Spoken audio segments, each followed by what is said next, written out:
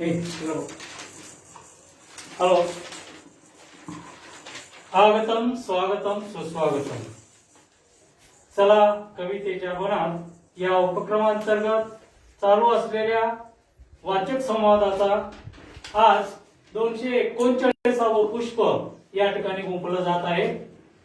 सध्या कोरोनाची भयानक परिस्थिती पाहता आम्ही हा कार्यक्रम फेसबुक लाईव्हच देत आहोत. तेव्हा फेसबुकच्या माध्यमातून लाईव्ह असणाऱ्या सर्व रसिक जनांचे मी या ठिकाणी हार्दिक स्वागत करतोय. आज 239वे पुष्प कुमारी ऋतुजा शिवराज आंबुलगे ही विद्यार्थिनी गुंफत आहे. ती मृणालिनी चितळे लिखित मेळघाटावरच मोहर, मेळघाटावरील मोहर या साहित्य कृतीवर आज आपल्याशी संवाद साधणार आहे. आणि आम्ही या कोरोनाच्या काळामध्ये जो पायंडा चालू केलेला आहे त्या पद्धतीनं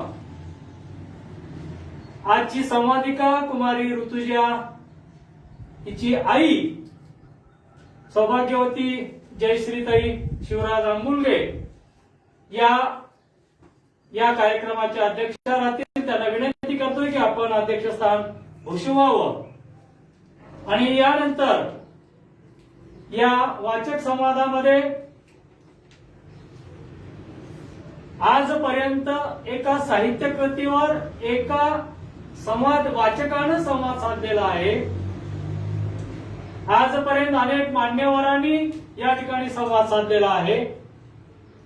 स्वतः लेखक असतील, वाचक असतील, अशा अनेक मान्यवरांनी, साहित्यिकांनी, एवढंच नाही तर राजकर्त्यांनी देखील एका पुस्तकावर संवाद साधलेला आहे.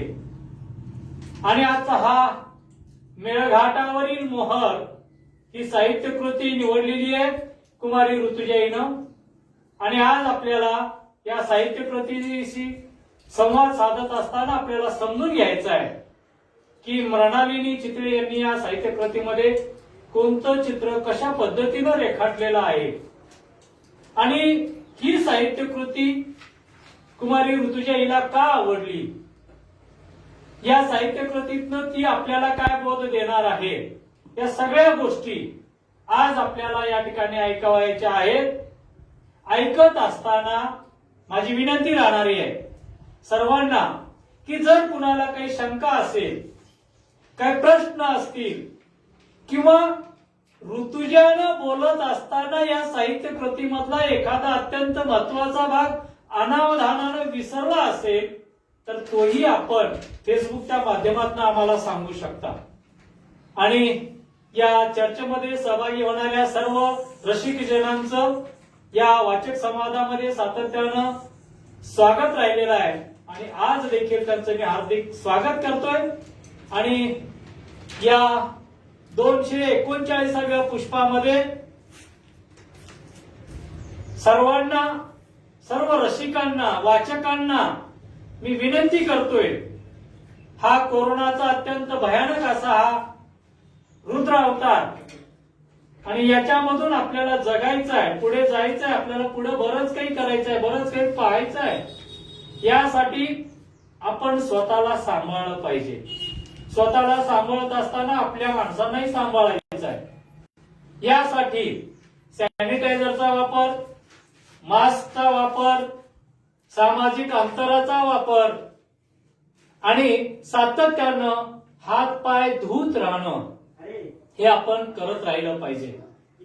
ही आपल्या सर्वांना मी विनंती करतोय. मला आशा आहे आपण सर्वजण हे नियम जरी शासनानं आपल्याला सांगितलेले असले तरी आपल्या स्वतःच्या फायद्याचे आहेत. माझे कुटुंब माझी जबाबदारी, याच पद्धतीनं माझ्या कुटुंबातल्या प्रत्येक सदस्यांचं संरक्षणाची जबाबदारी देखील माझीच आहे आणि ते मला पूर्ण पाळायची आहे. यासाठी आपण या सगळ्या नियमांचं पालन करावं, शासनाला सहकार्य आणि स्वतःचा उद्धार करून घ्यावा ही विनंती करतोय. आणि आपण करतोय त्यांच्या आत्म्याला ईश्वर शांती देवो ही श्रद्धांजली वाहून या कार्यक्रमाची सुरुवात करण्याची विनंती मी कुमारी ऋतुजा शिवराज आंबुलगेला करतोय। मला सांगायला आनंद वाटतोय की ऋतुजा ही भविष्यातली एक डॉक्टर आहे। कालपर्यंत अभ्यासामध्ये शाळा कॉलेज गाजून सोडणारी विद्यार्थिनी, वक्तृत्व कलेमध्ये राज्यस्तरावर अनेक पारितोषिक मिळवलेली, अत्यंत गुणी आणि एवढे सगळे गुण असताना देखील तिचा वाचनाचा छंद मात्र तिनं टाळलेला नाहीये। सातत्यानं ती नवनवीन पुस्तकं वाचत असते। आज तिनं हे वाचलेलं पुस्तक मेळघाटावरील मोहर आज आपल्याला तिच्याकडनं ऐकायचं आहे। म्हणजे सगळीकडे कोविडची परिस्थिती असताना फेसबुक लाईव्हच्या माध्यमातून मी आपल्याशी आज एका पुस्तकावर संवाद साधणार आहे। पुस्तकाचं नाव आहे मेळघाटावरील मोहर। ते पुस्तक लिहिलेलं आहे मृणालिनी चितळे यांनी। त्या अगोदर मला तुम्हाला एक गोष्ट सांगायची आहे। जवळपास 2 ते 3 वर्षापूर्वीची गोष्ट आहे, जेव्हा आमच्या कॉलेजमध्ये प्रयोजना आहे त्या बाबतीत त्यांनी आम्हाला माहिती दिली आणि ते ऐकून एकदम भारावून गेल्यासारखं झालं आणि मग म्हटलं अरे यांच्या बाबतीत आपण काहीतरी वाचलं पाहिजे, थोडीशी माहिती मिळवली पाहिजे आणि त्यासाठी जास्त कष्ट करायची खरंच गरज पडली नाही। बाहेरच मला एक प्रदर्शनामध्ये त्यांचं हे पुस्तक भेटलं, मेळघाटावरील मोहर नावाचं। मेळघाट म्हणजे आपल्या महाराष्ट्रातील सातपुडा पर्वतरांगांमध्ये असलेलं एक घनदाट अरण्याचा प्रदेश आहे, जिथे फक्त आदिवासी आणि मुस्लिम बहुसंख्य लोकांची संख्या जास्त आहे। किंबहुना फक्त आणि फक्त हिंदू लोक तिथे अल्पसंख्याक समजले जातात आणि बरेचसे आदिवासी समाज तिथे आहे। तर या डॉक्टर रवींद्र कोल्हे आणि डॉक्टर स्मिता कोल्हे हे तिथं गेले आणि जसं माझ्या बाबतीत घडलं तसंच लेखिकेच्या बाबतीतही घडलं। डॉक्टर कोल्हे हे डॉक्टर दाम्पत्य जेव्हा पुण्यामध्ये स्मिता कोल्हे यांच्याकडे डायरिया झाला तर आपण लगेच 2014च्या काळामध्ये हे पुस्तक लिहिलेलं आहे आणि त्या काळामध्ये आपल्याकडे इंटरनेट सारख्या सुविधा आपल्या हातावर होत्या, म्हणजे आपण हाताच्या हाकेवर होत्या, म्हणजे आपण कधीही कुठल्याही आपल्याला ऍक्सेस मिळत होता। पण त्या काळात मृणालिनी चितळे यांना स्मिता कोल्हेंशी संपर्क साधायला जवळपास 3 ते 4 महिने वाट पाहावी लागली, कारण त्यांच्याकडे साधा टेलिफोन आपण ज्याला म्हणतो जुन्या काळामध्ये बहुतेक च्या घरी, आता आपल्या घरी तो बंदही पडलाय, पण टेलिफोनचा ऍक्सेस सुद्धा स्मिता कोल्हे यांच्याकडे नव्हता। आणि मग मृणालिनी चितळे त्यांच्या मागे लागल्या होत्या खूप दिवस आणि त्यांनी पत्र लिहिली आणि वेगवेगळ्या पद्धतीने त्यांच्याशी संपर्क साधण्याचा प्रयत्न केला, त्यांचा दूरध्वनी मिळवला आणि मग एके दिवशी त्यांना त्यांचा नंबर मिळाला आणि चुकून फोनही लागला। जवळपास 3-4 महिने त्यांचा फोन लागत नव्हता आणि फोन लागल्यावर डॉक्टर स्मिता कोल्हेंचं उत्तर चितळेंना होतं। चितळेंनी विचारलं की तुम्हाला इतके दिवस मला तुमच्याशी संपर्क साधता आला नाही, फोन लागत नव्हता, नेमकं कारण काय? तर स्मिता कोल्हे म्हटल्या की आमच्याकडे पैसे नव्हते म्हणून आम्ही फोनचं बिलच भरलं नाही। मृणालिनी एवढे मोठे डॉक्टर दाम्पत्य आहे, यांना पद्मश्री पुरस्कार जाहीर झालेला आहे, त्यांनी तो घेतलाय आणि यांच्याकडे फोनचं बिल भरण्यासाठी पैसे नाहीत का? आणि मग त्यांनी आणखीनच जास्त त्यांच्या मागे लागून ठरवलं की आता मात्र यांच्या बाबतीत काहीतरी लिहिलंच पाहिजे, जगासमोर त्यांचं कार्य आणलंच पाहिजे आणि त्यांना हे मेळघाटावरील मोहर नावाचं पुस्तक त्यांच्या हातून साकारलं। जवळपास 1 वर्ष त्या कोल्हे दाम्पत्यासोबत राहिल्या, त्यांच्यासोबत जगल्या आणि मग हे पुस्तक सत्यात उतरलं। आज मी तुमच्या समोर बोलताना लेखिकेबद्दल नाही तर कोल्हे दाम्पत्याबद्दल आणि त्यांच्या मेळघाटामधल्या आयुष्याबद्दल बोलणार आहे। एक होऊ घातलेली डॉक्टर, एक शिकाऊ डॉक्टर म्हणून या दाम्पत्यांनी माझं आयुष्य कसं बदलून टाकलं किंवा पेशंट्सकडे पाहण्याची जी आमची दृष्टी असते किंवा जे आम्हाला आमच्या टीचर्सनी, आमच्या शिक्षकांनी शिकवले, आमच्या मोठ्या डॉक्टरांनी शिकवले की ही एक केस असते। वेगवेगळ्या प्रकारचे आम्ही पेशंटकडे पाहताना जेव्हा आमचे डॉक्टर्स आम्हाला सांगायचे केसेस म्हणून सांगायचे, पण मग जेव्हा यांची मुलाखत आम्ही ऐकली तेव्हा त्यांनी आम्हाला जाणवून दिलं की पेशंट्सकडे पाहताना तुम्ही केसेस म्हणून नाही तर एक पर्सनॅलिटी, एक व्यक्तिमत्व म्हणून पहा, एक स्वतंत्र व्यक्ती म्हणून पहा। केवळ सिंपथी नाही, सिंपथी म्हणजे दुसऱ्यांबद्दल असलेली कणव, त्याला आपण एक सिंपथी म्हणू शकतो। तर केवळ एक सिंपथी म्हणून नाही तर एम्पथी म्हणून, म्हणजे आपण पेशंटच्या जागी असतो तर आपली काय अवस्था असते किंवा आपण काय केलं असतं हे जाणून घेऊन मग तुम्ही त्या पेशंटवर उपचार करायला लागा। एक पेशंट म्हणून नाही तर आई, माता, भगिनी, भाऊ, एक मित्र म्हणून पेशंटशी संपर्क साधायला लागा। हे आम्हाला कोल्हे हे पुस्तक वाचल्याच्या नंतर आणि त्यांची मुलाखत ऐकल्याच्या नंतर कळलं. आणखीन एक गोष्ट जी पुस्तक वाचल्याच्या नंतर मला कळली म्हणजे प्रिव्हेंटिव्ह मेडिसिन नावाचा एक आम्हाला एमबीबीएस मध्ये तृतीय वर्षाला एक विषय असतो.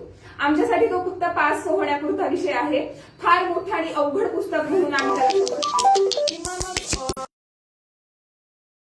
मग जेव्हापर्यंत की मी हे पुस्तक वाचलं नव्हतं आणि डॉक्टरांचं आयुष्य मला कळलं नव्हतं तोपर्यंत प्रिव्हेंटिव्ह मेडिसिन म्हणजे आजार होण्याच्या अगोदरच आपण त्याला कसं थांबवू शकतो हे आम्हाला त्या पुस्तकाच्या माध्यमातून त्या विषयाच्या माध्यमातून सांगितलं जातं.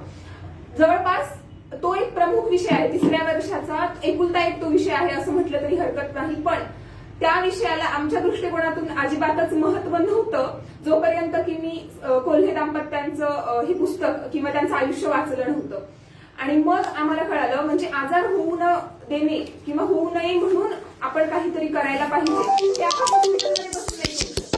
आपल्याकडे पेशंट केव्हा येतो जेव्हा म्हणजे आमच्याकडे पेशंट केव्हा येतो जेव्हा त्याचा आजार बळावलेला असतो, त्याला स्वतःला खूप त्रास होत असतो. कुठलाही पेशंट फक्त चेक करण्यासाठी म्हणजे आपल्या भारतातली तरी सध्याला अशी अवस्था आहे की कुठलाही पेशंट फक्त रुटीन चेकअपसाठी किंवा मला माझं आरोग्य सुदृढ ठेवायचंय म्हणून मी वारंवार 6 महिन्याला 1 वर्षाला दवाखान्यात जाऊन डॉक्टरांना दाखवत राहीन आणि माझं आरोग्य सांभाळेन अशी परिस्थिती आज तरी आपल्या भारतात नाही. आपल्याकडे जवळपास वर्षाला महाराष्ट्र केवळ फक्त आणि फक्त महाराष्ट्रात 4 लाख डॉक्टर कमी पडतायत सध्याच्या परिस्थितीमध्ये. तर मग आपल्याकडे जेव्हा पेशंट येतो आमच्याकडे तर त्यावेळेला पेशंटचा आजार फार बळावलेला असतो, तो त्रासामध्ये असतो आणि मग त्यावेळी प्रिव्हेंटिव्ह मेडिसिनचा काही उपयोग नसतो. म्हणजे तुम्ही आजार त्यावेळेला थांबवू शकत नाही, होण्यापासून थांबवू शकत नाही. त्यावेळेला तुम्ही फक्त त्याच्यावर उपचार करू शकता आणि मग पेशंटचं आयुष्य कसं वाढवायचं किंवा तो त्याच्यावर उपचार करून त्याला जगवायचं कसं एवढं एकच ध्येय तुमच्या समोर असतं. पण डॉक्टरांनी म्हणजे डॉक्टर कोल्हेंनी त्यांच्यातलं मर्म जाणलं की प्रिव्हेंटिव्ह मेडिसिन साठी आपल्याला पेशंट येण्याची वाट नाही पाहिजे, आपल्याला समाजापर्यंत जायचंय, आपल्याला लोकांपर्यंत जायचंय आणि त्यांना समजावून सांगायचंय की अरे आजार होऊ नये म्हणून आपण खरं तर काय काय केलं पाहिजे, काय काय थांबवलं पाहिजे. आणि त्यासाठी भारतातल्या परिस्थितीमध्ये म्हणजे 1984 साली ते मेळघाटामध्ये गेले खरं तर. आणि मग त्यातून आम्हाला हे पुस्तक वाचून मला हे कळलं की प्रिव्हेंटिव्ह मेडिसिन म्हणजे खरं तर आपल्याला जगापर्यंत जायचे, तळागाळातल्या लोकांपर्यंत जायचे. आणि मग ठरवलं हे मेळघाटावरील मोहर वाचून की माझी पेशंट्सकडे पाहण्याची एक जी प्रवृत्ती होती ती बदलली. आता पुस्तकाबद्दल म्हणजे डॉक्टर कोल्हेंच्या आयुष्याबद्दल मला थोडंसं तुम्हाला सांगायचंय. थोडंसं म्हणजे जवळपास माझं पूर्ण वाचक संवाद हा कोल्हेंच्या आयुष्याबद्दलच आहे कारण पुस्तकच ते आहे. मेळघाटावरील मोहर म्हणजे मेळघाटावर कोल्हे दाम्पत्यांनी जे काम केलं आहे आणि स्वतःच्या कर्तृत्वाचा शिक्का म्हणजे स्वतःची मोहर जी तिथे उमटवली आहे त्याबद्दल हे पुस्तक आहे. मोहरचा दुसरा अर्थ पण असा होतो की मोहर म्हणजे झाडांना जे फुलांची गुच्छ येतात त्यालाही मोहर म्हणतात. आपल्याकडे आंब्याची मोहर असते आणि ती येणाऱ्या फळांची चाहूल असते. त्याचप्रमाणे कोल्हे दाम्पत्य म्हणजे मेळघाटावरील एक मोहर आहे. त्यांनी तिथे लोकांमध्ये आनंदाची मोहर फुलवली आहे म्हणून पुस्तकाचं नाव लेखिकेच्या दृष्टिकोनातून मेळघाटावरील मोहर असं ठेवण्यात आलेलं आहे. तर सगळ्यात अगोदर सांगते रवींद्र कोल्हे हे शेगावमध्ये जन्मले आणि त्यांचं बालपणही शेगावमध्येच गेलं. त्यांना अगदी लहानपणापासूनच पल्मनरी हायपरटेन्शन ज्याला म्हणतो असा हृदयविकार होता. त्याच्यामुळे सतत आजारी पडायचे आणि त्याच्यावर सध्याला तरी कंजेनायटल पल्मनरी हायपरटेन्शन म्हणजे जन्मतःच हृदयरोग असले सध्याला तरी त्याच्यावर सध्याला म्हणजे त्या काळामध्ये 1980च्या काळामध्ये त्यांच्यावर कुठलेही उपचार उपलब्ध नव्हते जोपर्यंत ते मेडिकल कॉलेजमध्ये नाही गेले. आणि मग लहानपणीच त्यांना हे आजार असल्यामुळे ते खेळायला जास्त जायचे नाहीत किंवा जाऊ शकायचे नाहीत. मग घरी सतत बेडवर किंवा पलंगावर पडून राहावं लागायचं, पांघरुणात बसून राहावं लागायचं, खूप दिवस ताप यायचा, सारखी इन्फेक्शन्स वगैरे व्हायची, मध्येच त्यांना चालता पण येईन असं झालं. मग तर त्यांचं खेळणं पूर्णच बंद झालं. आणि मग त्यांच्या वडिलांनी त्यांची ओळख खूप साऱ्या पुस्तकांशी करून दिली आणि त्या काळात गांधीजींची चळवळ असेल किंवा विनोबा असतील हे त्यांनी वाचलं. शेगाव, अमरावती, विदर्भामध्ये विनोबांचा फार हे होता, प्रभाव होता आणि मग विनोबांची पुस्तकं त्यांच्या वाचण्यात आली, त्यांची भाषणं त्यांच्या ऐकण्यात आली आणि मग गांधीजींच्या अहिंसावादी तत्वज्ञानाचा त्यांच्यावर फार प्रभाव पडला कोल्हेंवर. आणि मग त्यांनी ठरवलं की अरे आपल्याला काहीतरी करायचंय, समाजासाठी करायचंय, पण कळत नव्हतं की नेमकं काय करायचंय, कसं करायचंय आणि समाजासाठी करणं किंवा समाज कार्य करणं म्हणजे काय असतं. गांधीजी होते, त्यांनी भारताला स्वातंत्र्य मिळवून दिलं, विनोबांनी शेतीसाठी चळवळ काढली, त्यांनी भूदान चळवळ काढली, हे सगळं झालं, पण आपण याच्यामध्ये काय करू शकतो हे त्यांना कळत नव्हतं 10वी पर्यंत आणि 12वी पर्यंत.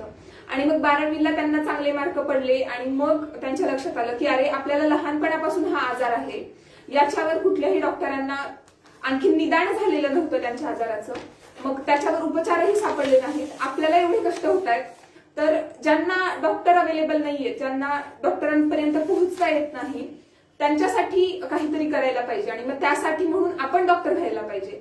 आपण इतर डॉक्टरांना सांगून काहीच अर्थ नाही की तुम्ही असं करा किंवा तुम्ही असं करा, तुम्ही खेड्यामध्ये जाऊन राहा किंवा एवढं सगळं सोडून तुम्ही आदिवासी जिल्ह्यांमध्ये तुमचं घरदार, नोकरी आणि पैसा याच्यावर पाणी सोडून तुम्ही आदिवासींमध्ये जाऊन राहून त्यांच्यासारखी जीवन पद्धती अंगारा, हे आपण दुसऱ्या डॉक्टरांना नाही सांगू शकत.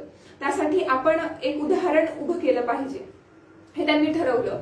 आणि मग नागपूरच्या मेडिकल कॉलेजमध्ये त्यांना प्रवेश भेटला. आणि मग तिथे असताना इंटर्नशिप 2-4 वर्षामध्ये त्यांनी ठरवलं. मग त्यांच्या आयुष्याला थोडीशी दिशा मिळत गेली, कळत गेलं की पेशंट्स काय असतात, त्यांच्याशी बोलायचं कसं, वागायचं कसं, खरे समस्या काय असतात, आपण आतापर्यंत काय समजत होतो. आणि मग इंटर्नशिपला असताना त्यांनी ठरवलं की आता इंटर्नशिप पूर्ण झाल्याच्या नंतर एक दिवस आपण खूप साऱ्या संस्थांना भेट देऊ. आणि खरोखरच इंटर्नशिप पूर्ण झाल्याच्या नंतर ते जवळपास 37 ते 38 संस्थांमध्ये वेगवेगळ्या फिरले की एक डॉक्टर म्हणून काय करू शकतो. ते विनोबा भावेंकडेही गेले, त्याचबरोबर ते बाबा आमटेंकडे गेले.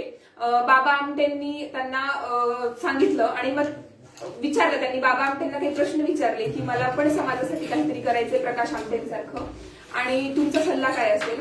तर बाबांनी त्यांना सांगितलं की प्रकाश आमटेंनी हेमाल कसाला जी एक चळवळ उभी केली आहे किंवा जो प्रकल्प उभा केलाय तिथल्या लोकांसाठी, तर तो प्रकल्प तिथे उभा राहिला आणि तो आजही चालू आहे. याचं कारण म्हणजे आनंदवनासारखी एक दुसरा एक प्रकल्प त्याच्या पाठीशी आहे. म्हणजे तिकडे औषधं कमी पडतील तर त्याचा आनंदवनातून तिकडे पाठवली जातात किंवा तिकडे पैशाची गरज असेल तर आनंदवनातून ते पैसे त्यांना पाठवले जातात. त्यांना कुठलीही साधन सामग्री कमी पडू दिली जात नाही. पण तुला हे सगळं पहिल्यापासून उभारायचंय.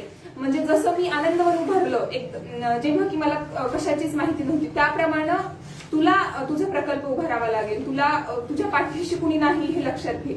आणि मग एवढ्या संस्थांमध्ये फिरून आल्याच्या नंतर त्यांना असं वाटायला लागलं की संस्थात्मक काम करताना जो माणूस आहे तो एकतर संस्थानिक होऊन जातो किंवा मग त्या संस्थेतला नोकर होऊन जातो. आणि मग संस्था उभारली की त्याला खूप सारे नियम आले, त्याच्या चौकटीत राहून मग आपल्याला काम करावं लागेल. आणि मग आपल्याला मनासारखं किंवा लोकांपर्यंत पोहोचण्यावर काही बंधनं येऊ शकतात. आणि मग म्हणून त्यांनी ठरवलं की नाही, आपण व्यक्तिशः काम करायचं, कुठलीही संस्था उभा करायची नाही. आणि मग 1985 साली ते पहिल्यांदा बैरागडला गेले. बैरागड म्हणजे बेराहगड या शब्दाचा अपभ्रंश आहे. म्हणजे हे जे गाव आहे हे गाव 3 नद्यांच्या संगमावर उभं आहे, बसलेलं आहे.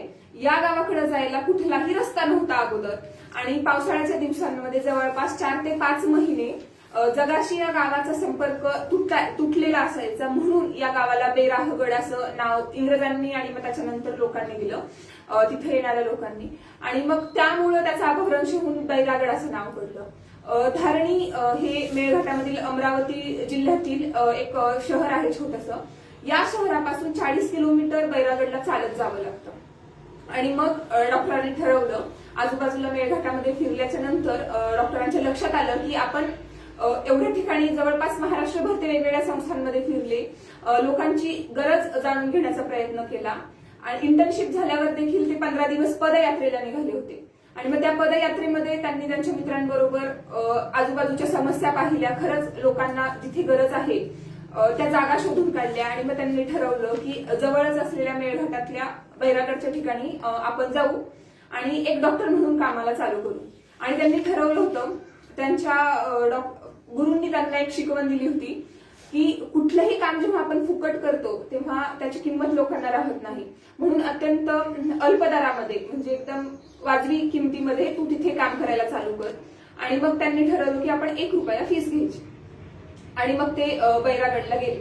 बैरागड गेल्याच्या नंतर तिथे पहिल्या दिवशी त्यांच्याकडं इतकी वाईट अवस्था होती की त्यांना माहिती नव्हतं की आपण कुठे राहणार आहेत, कुठे झोपणार आहेत, काय खाणार आहोत, काहीच नाही. फक्त गेले आणि गेल्याच्या नंतर मग गावातल्या सरपंचाकडे गेले. त्यांनी एकच माणूस, एक आदिवासी माणसाने एक कुठेतरी नवीन गावात आपल्या व्यक्ती आलेला दिसतोय म्हणून त्याला घेऊन सरपंचाकडे गेले. आणि मग त्यांनी परिस्थिती सांगितली की मी एक डॉक्टर आहे आणि मला गावात राहायचे. सुरुवातीला लोकांना वाटलं की अरे हे 4 ते 5 दिवस राहतील, जास्तीत जास्त 10 दिवस टिकतील किंवा महिनाभर टिकतील. त्याच्यानंतर आपल्यासारख्या ठिकाणी या बाहेरच्या माणसाला जो नागपूरमध्ये शिकून आलाय त्याला राहणं शक्य नाही.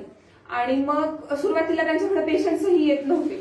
आणि मग एक दिवशी त्यांच्या लक्षात आलं, एक छोटा मुलगा होता कैलास नावाचा, ते असेच बसले होते. त्यांना सरपंचांनीच एका ठिकाणी जागा दिली होती, बसले होते. आणि त्या मुलाला वैदूबाबाकडे घेऊन गेल्याच्या नंतरही काही फरक पडला नाही.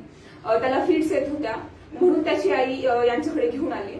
आणि तोपर्यंत मग आई घेऊन आल्याच्या नंतर त्यांच्या लक्षात आलं ते जाताना स्वतःजवळ थोडीशी साधनसामुग्री, थोडीशी औषधं, इंजेक्शन्स, तेव्हा 1985 ला वगैरे आपल्याकडं इंजेक्शन्स असायची, ती प्लास्टिकची नसायची, ज्याला आपण असं त्याला युज अँड थ्रो म्हणतो, म्हणजे एक इंजेक्शन एका वेळेस वापरतो.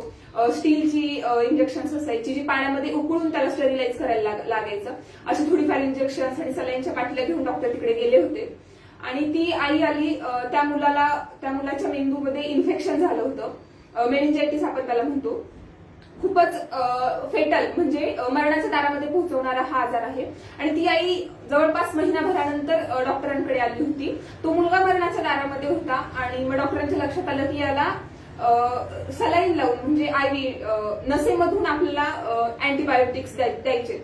आणि पण डॉक्टरांकडे ते साधन त्यावेळी उपलब्ध नव्हते. आणि मग सरपंच ज्यांच्याजवळ ते राहिले होते त्यांनी सांगितलं की हा मरणार आता मुलगा. आणि डॉक्टरांनाही माहिती होतं की हा मुलगा आता मरणार. मग ते म्हटले की तू याला घरी पाठव. जर तुझ्या हातून काही तू उपचार करत राहिलास आणि 2 दिवसांनी हा तसंही मरणार आहे आणि तू उपचार करताना जर हा मेला तर गावातले लोक तुला जिवंत ठेवणार नाहीत.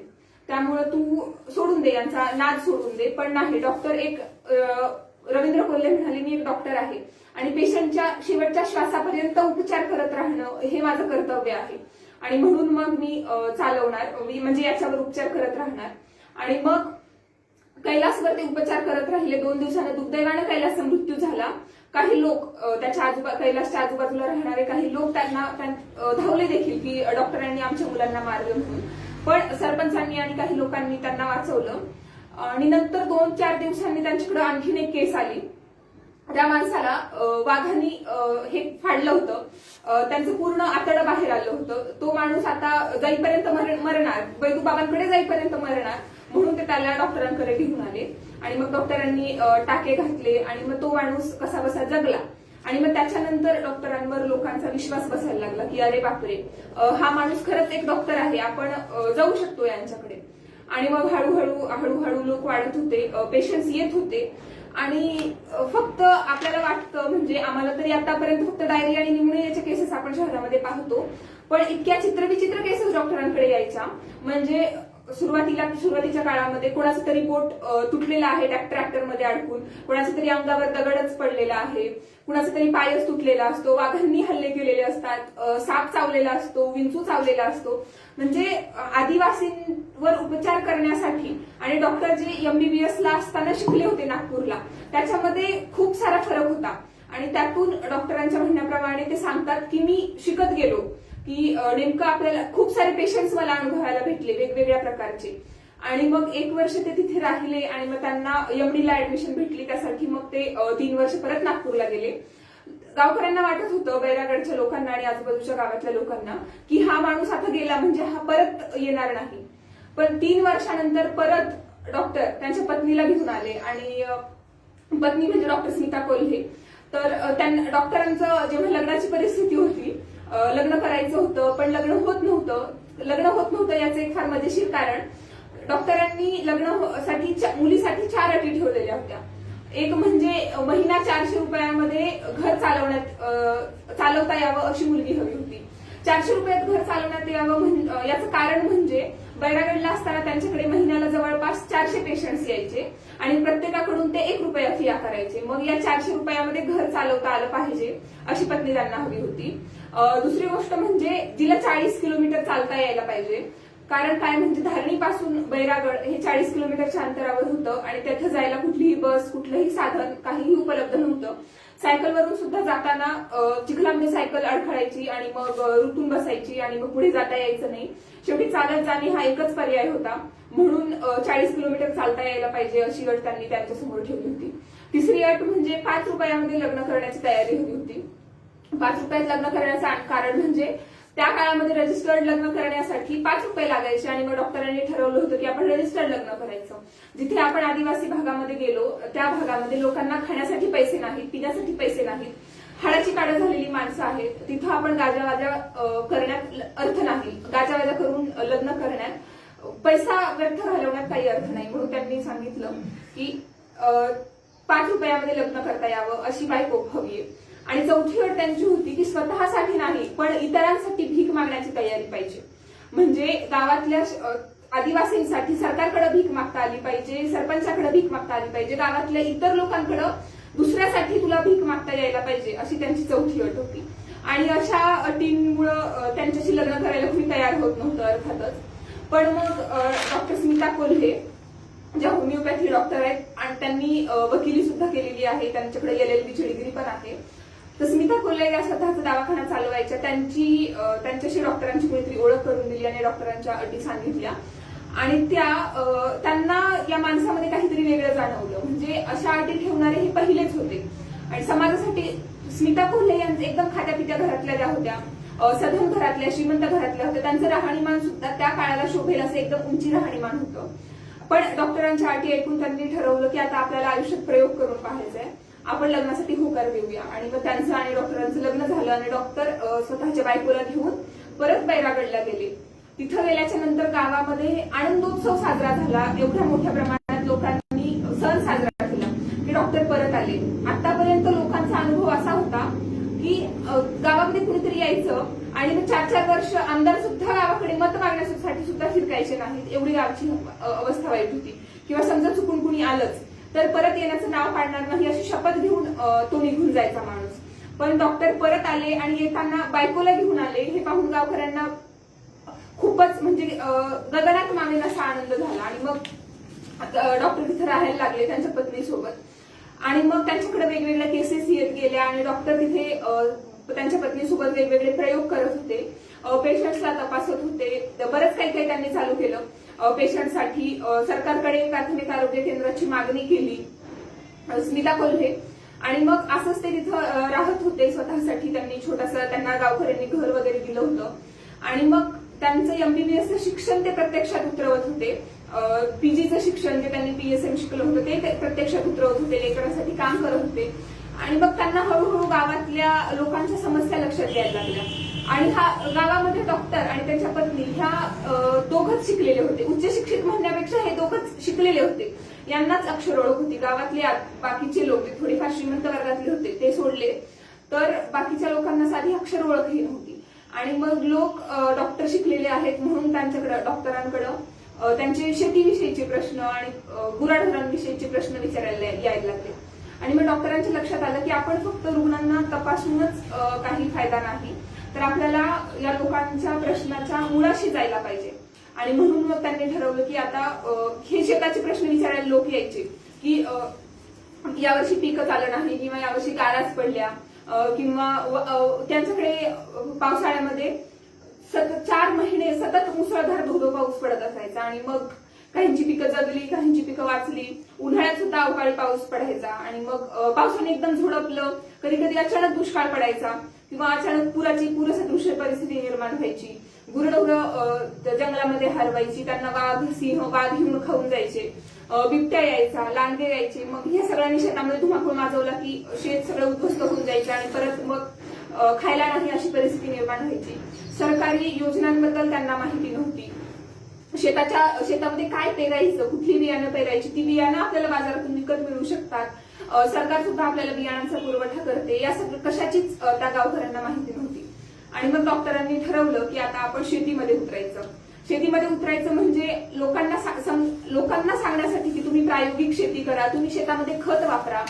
तोपर्यंत मेळघाटातल्या लोकांना खत म्हणजे काही संकल्पनाच माहिती नव्हती. म्हणजे शेतात पेरायचं, पाऊस पडेल आणि मग तो उगवेल, थोडंफार उगवेल, तेच घ्यायचं आणि खायचं, इथपर्यंतच त्यांची शेती अस्तित्वात होती, मर्यादित होती. आणि मग डॉक्टरांनी ठरवलं की आपण त्यांना ओळख करून द्यायची, प्रायोगिक शेती म्हणजे काय असते हे त्यांना समजावून सांगायचं. आणि त्यासाठी आपण परत डॉक्टर जसे स्वतःहून मेळघाटामध्ये रुग्णांवर उपचार करण्यासाठी आले, तसंच आपण परत आता शेतीच्या रिंगणात उतरलं पाहिजे. आणि म्हणून त्यांनी ठरवलं की आता शेती करायची. मग त्यांनी भाडेतत्वावर शेती घेतली आणि वेगवेगळ्या पुस्तिका मागवल्या पंजाबराव देशमुख युनिव्हर्सिटीतून आणि वेगवेगळ्या ऍग्रिकल्चरल युनिव्हर्सिटीमधून, आणि बियाणं मागवली. आणि पहिल्यांदा मेळघाटामध्ये सोयाबीनची ओळख करून दिली डॉक्टरांनी. अगोदर मेळघाटामध्ये ज्वारी आणि गहूच पेरले जायचे, जास्तीत जास्त गहू पेरले जायचे. पण डॉक्टरांनी पहिल्यांदा म्हणजे कोल्हेंनी पहिल्यांदा मेळघाटामध्ये सोयाबीन किंवा बटाटे असो किंवा असे जे प्रकार नवीन धान्य त्यांनी तिथं लोकांना ओळख करून दिली आणि त्यांना सांगितलं की याचा बाजारामध्ये भाव जास्त असतो, हे पण तुम्ही पेरू शकता. तोपर्यंत तिथल्या लोकांना माहिती, खत म्हणजे काही माहिती नव्हतं. आणि मग डॉक्टरांनी तोपर्यंत त्यांच्याकडे गायी आल्या होत्या, म्हशी आल्या होत्या, त्यांनी शेळ्या सुद्धा पाळल्या होत्या. आणि या सगळ्यांच्या शेणामधून आणि भाजीपाला जो काही घरचा उरलेला असतो या सगळ्यांमधून डॉक्टरांनी शेणखत तयार करायला चालू केली. आणि त्यांनी मग लोकांची ओळख करून दिली की हे आपण शेतामध्ये टाकू शकतो आणि याच्यानी पीक बहरतात, पिकांना पोषण मिळतं. आणि मग एक वेळ तर अशी होती की त्यांच्या स्वतःच्या घरामध्ये जवळपास 5 ते 6 ट्रॅक्टर शेणखत तयार झालं होतं. डॉक्टरांनी तयार केलं होतं शेतीसाठी. आणि मग ते त्यांनी गावकऱ्यांना दिलं, त्यांना वाटलं. आणि मग नंतर गावकऱ्यांच्या शेतीविषयीचे प्रश्न सोडवायला सुद्धा ते डॉक्टरांकडे यायला लागले. फक्त शेतीच नाही तर त्यांना हळूहळू कळायला लागलं, गावातील लोकांचे प्रश्न जसे कळत होते तसतशा नवीन नवीन गोष्टी पण कळत होत्या. म्हणजे उदाहरणार्थ गावामध्ये बैरागडमध्ये मेळघाटामध्ये रामनवमीची एक यात्रा केली जाते. फार मोठ्या प्रमाणात त्या यात्रेमध्ये उत्सव साजरा केला जातो. आणि तिथे जवळपास 200 ते 300 दिवसाला प्राण्यांचा बळी दिला जातो यात्रेमध्ये रामनवमीला. आणि मग हे डॉक्टरांनी पाहिलं आणि मग 5-5, 6-6 फुटाचा म्हणजे एका माणसाच्या उंचीचे तिथल्या प्राण्यांची जी मुडके असतात त्यांचा एक ढीग रचलेला दिसला त्यांना एक रामनवमीच्या यात्रेमध्ये. ते एकदा जेव्हा फिरायला गेले होते आणि हे वर्षानुवर्ष चालत आलं होतं. प्राण्यांची जी ही कत्तल होती ती खूप वर्षापासून चालत होती. आणि मग ह्या सगळ्या रक्ताचे पाठ त्या डोंगरावरून खाली ओढ्याच्या पाण्यात मिसळायचे आणि ओढ्याचं पाणी एकदम लालबुंद होऊन जायचं. आणि हे पाहून डॉक्टरांच्या काळजामध्ये एकदम धस झालं आणि त्यांना वाटलं की अरे या प्राण्यांसाठी देखील आपण काहीतरी करायला पाहिजे. आणि ही पशुबळीची जी प्रथा आहे ती आपण बंद करायला पाहिजे. आणि मग त्यांनी सुरुवातीला अचानक गावकऱ्यांना सांगून की अरे तुम्ही ही प्रथा बंद करा असं सांगून ऐकणाऱ्यातले ते नव्हते. किंवा कुठल्याच समाजाला आपण असं नाही सांगू शकत की तुम्ही असं करा आणि मग हे होईल. ते अशिक्षित माणसं होती. मग डॉक्टरांनी ठरवलं की अगोदर आपण यांना दुसरी काहीतरी गोष्टीची ओळख करून द्यायला पाहिजे, म्हणजे याच्याकडून आपण त्यांचं लक्ष वळवायला पाहिजे. आणि म्हणून त्यांनी त्यांना गावातल्या लोकांना कबड्डी, खो खो आणि अशा खूप साऱ्या खेळांची ओळख करून दिली. जिथे आता शंकरपाट नावाचा एक खेळ खेळला जातो ज्याच्यामध्ये बैलांची स्पर्धा लावली जाते. हे पण डॉक्टरांनी आणि बाकीच्या गावकऱ्यांच्या संकल्पनेवरून सुचलेलं. आणि मग हळूहळू पशुबळीची संख्या कमी झाली. पण म्हणजे अगोदरचा 5 फुटाचा जो मुंडक्यांचा ढीग होता तो 2 फुटापर्यंत आला. पण तो बंद झाला असा नाही. आणि मग एक दिवशी परत डॉक्टरांच्या पत्नीने म्हणजे डॉक्टर स्मिता कोल्हेंनी हे पाहिलं जेव्हा त्याही जत्रेला गेल्या होत्या. आणि मग त्यांनी संकल्प सोडला की नाही ही प्रथा आपण कायमची बंद करायला पाहिजे.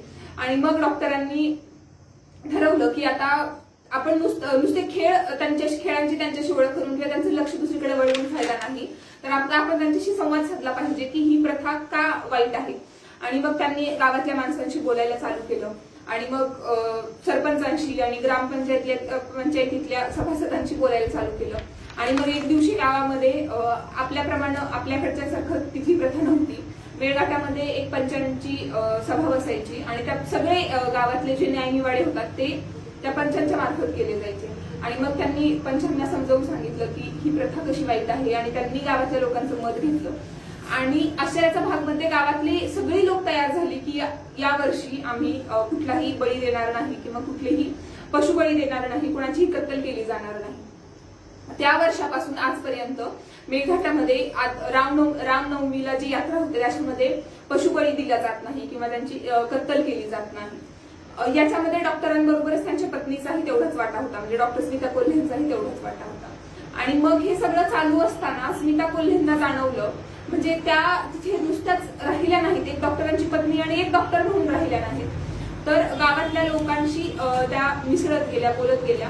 एवढंच नाही तर जेव्हा त्यांनी गायी पाळल्या तेव्हा मेळघाटातले लोक, म्हणजे ते आदिवासी लोक, त्यांना वाटायचं की गायीच्या दुधावर जसं माणसाचं दूध, आईचं दूध त्याचं आईचं बाळ पितं, त्याचप्रमाणे गायीचं किंवा म्हशीचं किंवा बकरीचं दूध आहे याच्यावर त्या पिलाचाच अधिकार असतो, आपण ते दूध काढून नाही घेऊ शकत. आणि मग डॉक्टरांची पत्नी जेव्हा त्यांनी गायी म्हशी पाळल्या आणि दूध काढून त्यांनी सकाळी सकाळी ते दूध काढून त्यांच्या परिसरात पेरलेला भाजीपाला, उगवलेला भाजीपाला घेऊन गावामध्ये विकायला जायच्या. आणि मग लोक सुरुवातीला हसायला लागले की एक डॉक्टर बाई हे सगळं करतीये, म्हणजे भाजीवाली होऊन भाजी विकतीये. पण त्यांच्या मागचा उद्देश डॉक्टर म्हणजे स्मिता कोल्हेंचा वेगळाच होता. त्या घरोघरी जायला लागल्या, त्या लोकांसोबत बसायला लागल्या, बायकांसोबत बसायला लागल्या, त्यांच्याशी गप्पा मारायला लागल्या सकाळी. आणि मग त्याच्यावरून त्यांना जाणवलं की इथे स्त्रियांचा प्रश्न किती मोठा आहे. म्हणजे केवळ गरोदरपणामुळेच आईचा मृत्यू होतो असं नाही, 14व्या-15व्या वर्षी त्या आई बनतात, 12-13व्या वर्षी त्यांचं लग्न केलं जातं आणि मग तिथून खरी सुरुवात होते. आणि ही आई कुपोषित आई असते, म्हणजे तिला होणारं जे बाळ असतं ते कुपोषित असतं. तेच बाळ मोठं होऊन, म्हणजे तीच मुलगी मोठी होऊन परत माता बनते. ती आधीपासूनच कुपोषित असते, तिची उपासमार झालेली असते आणि म्हणून ती त्या बाळाला काही देऊ शकत नाही. म्हणजे हे दुष्टचक्र चालू होतं आणि हे त्यांच्या लक्षात आलं. आणि बायकांच्या बाकीच्यांच्याही समस्या, म्हणजे बलात्कार असतील किंवा मारझोडीचे प्रकार व्हायचे, बायकांचा देखील बळी दिला जायचा मेळघाटामध्ये, त्यांना घरातून हाकलून देणं किंवा विनयभंग करणं किंवा अशा खूप साऱ्या गोष्टी होत्या. अशी एका बाईला 4-4, 5-5, 6-6 लेकरं व्हायची, कधी कधी 12-13 मुलं व्हायची, त्यातली काहीशी दगा व्हायची आणि मग काही राहायची. आणि मग ह्या सगळ्यामध्ये त्या बाईची खूप परवड व्हायची आणि एक वेळ अशी यायची की बाळणपणामध्ये ती सुद्धा जायची. अशा कितीतरी केसेस डॉक्टरांनी हाताळल्या होत्या की ज्याच्यामध्ये पहिल्या, दुसऱ्या, तिसऱ्या बाळणपणामध्ये त्यांनी त्या बाईला वाचवलं आणि केवळ पुढच्या वेळेला डॉक्टर त्या बाईपर्यंत पोहोचू शकले नाहीत किंवा ती गरोदर बाई डॉक्टरांपर्यंत पोहोचू शकली नाही. म्हणून मागच्या वेळी ज्या बाईला आपण वाचवलं होतं तीच बाई यावेळेस गरोदरपणात आणली आणि तिचा मृत्यू झाला. अशा खूप साऱ्या केसेस त्यांच्या तिथे लक्षात आल्या स्मिता कोल्हेंच्या. आणि मग त्यांनी ठरवलं की मुलींच्या प्रश्नासाठी, बायकांच्या प्रश्नासाठी देखील आपण काहीतरी करायला पाहिजे. आणि मग त्यांच्याकडे जेव्हा हळूहळू पेशंट्स यायचे, सांगायचे, बायका सांगायच्या, मग त्यांनी आवाज उठवायला चालू केला. आवाज उठवणं म्हणजे गावकऱ्यांशी जाऊन नाही बोलायचं. त्यांनी ठरवलं की आपण सरकारशी बोलायला पाहिजे, या सगळ्यांचं उत्तर कायदेशीर मार्गाने दिलं पाहिजे, तरच मोठ्या प्रमाणावर प्रश्न, म्हणजे सुरुवातीला वेळ लागेल पण त्याचा परिणाम गावातल्या लोकांवर होईल आणि मग हळूहळू प्रश्न सुटतील. हे प्रश्न कोणाला मारून किंवा झोडपून सुटणार नाहीत किंवा आज आपण त्यांना सांगितलं तू असं करू नको, एवढ्या गोष्टीवर हे प्रश्न सुटणार नाहीत. आणि मग स्मिता कोल्हेंनी पहिली केस एका मुलीची जिचा विनयभंग झाला होता आणि जिला पळवून नेलं होतं, त्या मुलीच्या वडिलांना सोबत घेऊन तिची तक्रार पहिल्यांदा पोलिसांमध्ये नोंदवली आणि तिची सुटका केली. इथून मग स्त्रियांच्या प्रश्नांना चालू झालं, स्त्रियांचे प्रश्न सोडवण्यासाठी त्यांनी सुरुवात केली. आणि मग हळूहळू वेगवेगळ्या गोष्टी त्यांना स्त्रियांच्या प्रश्नांमध्ये घुसताना त्यांच्या लक्षात आलं की फक्त ह्या स्त्रियांना का पोषण भेटत नाहीये किंवा त्यांच्या बाळंतपणामध्ये त्या मृत्युमुखी का पडतात किंवा एवढे सगळे प्रॉब्लेम्स का निर्माण होतात, एवढ्या सगळ्या अडचणी का तयार होतात. त्यांची शारीरिक क्षमता नसते, असं नाही की स्त्रियांची शारीरिक क्षमता नसते, त्यांना तिथं खायला ते सरकारकडून रेशनच्या दुकानामधून म्हणतो स्वस्त धान्य दुकानामधून त्यांना जे थोडेफार चणे दिले जायचे ते पाण्यात उकळवून त्याची पेज तयार करून, ती पेज म्हणजे पण एक प्रकारचं पाणीच असायचं, ते पाणी पिऊन त्या स्त्रिया दिवस दिवस काम करायला जायच्या गरोदरपणामध्ये, त्याचा बाळावर आणि त्यांच्या स्वतःवरही परिणाम व्हायचा. आणि हे सगळं करताना त्यांच्या लक्षात आलं की ह्यांना जे धान्य मिळतं स्वस्त धान्य दुकानातून ते अतिशय निकृष्ट दर्जाचं असतं आणि एका कुटुंबाला तेव्हा 35 किलो धान्य महिन्याला देण्याचा नियम होता. आणि मग त्यांच्या लक्षात आलं की हे 35 किलो धान्य त्यांना भेटत नाही, म्हणजे त्या स्त्रियांना किंवा त्या कुटुंबाला मिळत नाही आणि मग त्यांची खाण्याची परवड चालू होते आणि मग तिथून सगळं हे चक्र चालू होतं. आणि मग डॉक्टरांनी त्याच्याबद्दल तक्रार करायला चालू केली. तहसीलदाराकडे गेले, ते जिल्हाधिकाऱ्यांकडे गेले, लेखी तक्रार केली, ते बोलून आले, पण काहीही फरक पडला नाही. आणि मग एक दिवशी ते खूप सरकारच्या खूपच मागे लागले आणि इतके दिवस खूप साऱ्या कोर्ट कचेऱ्या त्यांच्या मागे होत्या ह्या लोकांचे प्रश्न सोडवण्यासाठी. त्यांनी तहसीलदार कार्यालयामध्ये, जिल्हाधिकाऱ्यांच्या कार्यालयामध्ये इतक्या वेळेस हेटा मारल्या होत्या की ते जिल्हाधिकारी सुद्धा चिडून गेले. आणि मग ते म्हणाले, एवढंच म्हणतात तर मग तुम्ही चालवा हे स्वस्त धान्याचं दुकान. आणि मग डॉक्टरांनी आणखीन एक जबाबदारी त्यांच्या अंगावर घेतली आणि मग त्यांनी स्वस्त धान्याचं दुकान हे चालू केलं. त्याच्या हे दुकान चालू केल्यावर त्यांना वाटतं तितकं सोपं काम म्हणजे त्यांनी नव्हतं असं त्यांच्या लक्षात आलं. याचा जो भ्रष्टाचार केला जायचा हा अगदी दिल्लीपासून भ्रष्टाचार व्हायचा. म्हणजे त्यांना एक प्रामाणिक अधिकारी तिथं काम करण्यासाठी होते, जिल्हाधिकारी. आणि मग त्यांना डॉक्टरांनी याची सगळ्यांची कारणं विचारली की येणारं धान्य हे अतिशय निकृष्ट दर्जाचं असतं, दिलेली जी पोती असतात 100 किलोची त्याच्यामध्ये अफरातफर केली जाते, कमी धान्य दिलं जातं, ते धान्य पोहोचत नाही, आदिवासींपर्यंत पोहोचत नाही किंवा गावकऱ्यांपर्यंत पोहोचत नाही.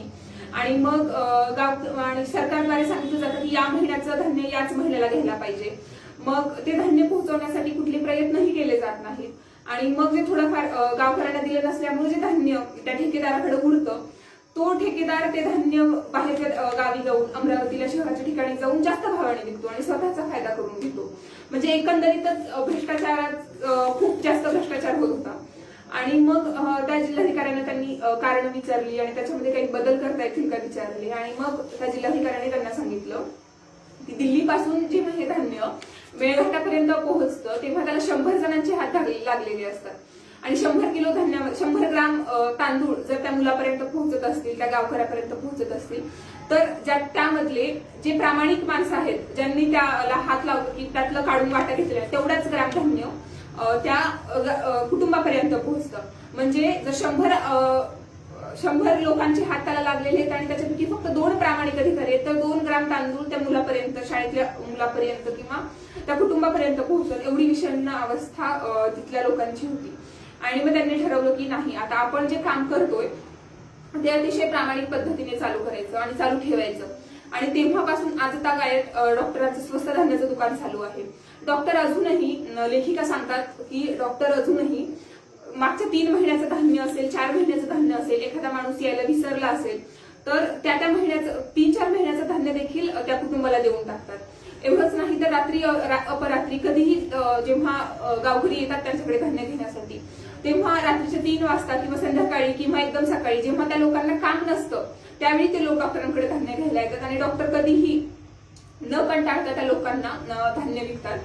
2 रुपये किंवा 3 रुपये किलोनी हे धान्य तेव्हा दिलं जायचं. पण बाकीचे ठेकेदार डॉक्टरांविरुद्ध आवाज उठवायला लागले. इव्हन म्हणजे डॉक्टरांवर त्यांनी केसही केली, त्यांच्या विरुद्ध तक्रार केली पोलिसात की डॉक्टर हे सगळं धान्य स्वतः घेतात, ते बाहेर विकतायत. आणि असे खूप सारे त्यांच्यावर आरोपही झाले.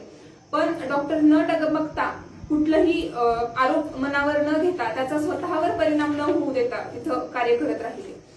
तिसरी गोष्ट म्हणजे त्यांनी आणखी खूप साऱ्या म्हणजे स्वस्त धान्याच्या दुकानाबरोबरच त्यांनी तिथल्या अभयारण्यासाठी सुद्धा काम केलं. लोकांची अभयारण्यासाठी म्हणजे लोकांची गुरढोरं आहेत ती वाघ खाऊन घेऊन जायची किंवा पळवून जायची, ती हरवायची. आणि या सगळ्यांकडून लोकांना सरकारद्वारे भरपाई दिली जाते याची फक्त माहिती डॉक्टरांना होती. पण त्यासाठी काय करावं, काय केलं पाहिजे हे त्यांना माहिती नव्हतं. आणि मग गावकऱ्यांना तर याचीही माहिती नव्हती की आपला गाय किंवा आपली म्हैस जर वाघाने खाऊन गेली किंवा तो पळून घेऊन गेला तर त्यासाठी आपण काहीतरी सरकारकडे दाद मागू शकतो. मेळघाटामध्ये म्हणजे तिथल्या आदिवासींकडे एक गाय गेली किंवा एक बैल गेला म्हणजे त्यांच्या कुटुंबाचं जवळपास 1 वर्षभराचं उत्पन्न किंवा 1 वर्षभरासाठी त्यांना खायला मिळणार नाही, एवढी वाईट अवस्था होते. म्हणजे बैल असेल तरच त्यांना शेतीची कामं करता येतात आणि जवळपास सगळ्यांकडे तिथं बैल असतात. आणि मग एकमेकांची बैल त्यांना त्यांच्या शेतासाठी लागतात, मग ती मागता येत नाहीत. बैल म्हणजे तिथं सोनं समजलं जातं. आपल्याही शेतकऱ्यांकडे तशीच अवस्था आहे. पण मग या बैलाला जर वाघ खाऊन गेला तर त्याच्यासाठी आपल्याला शासन भरपाई देतं हे डॉक्टरांनी गावकऱ्यांना पहिल्यांदा सांगितलं. आणि सुरुवातीला डॉक्टरांनाही याची माहिती नव्हती की आपल्याला त्यासाठी काय सोपस्कर पाडावे लागतील, कुठले फॉर्म्स भरावे लागतील, कोणाकडे दाद मागावी लागेल.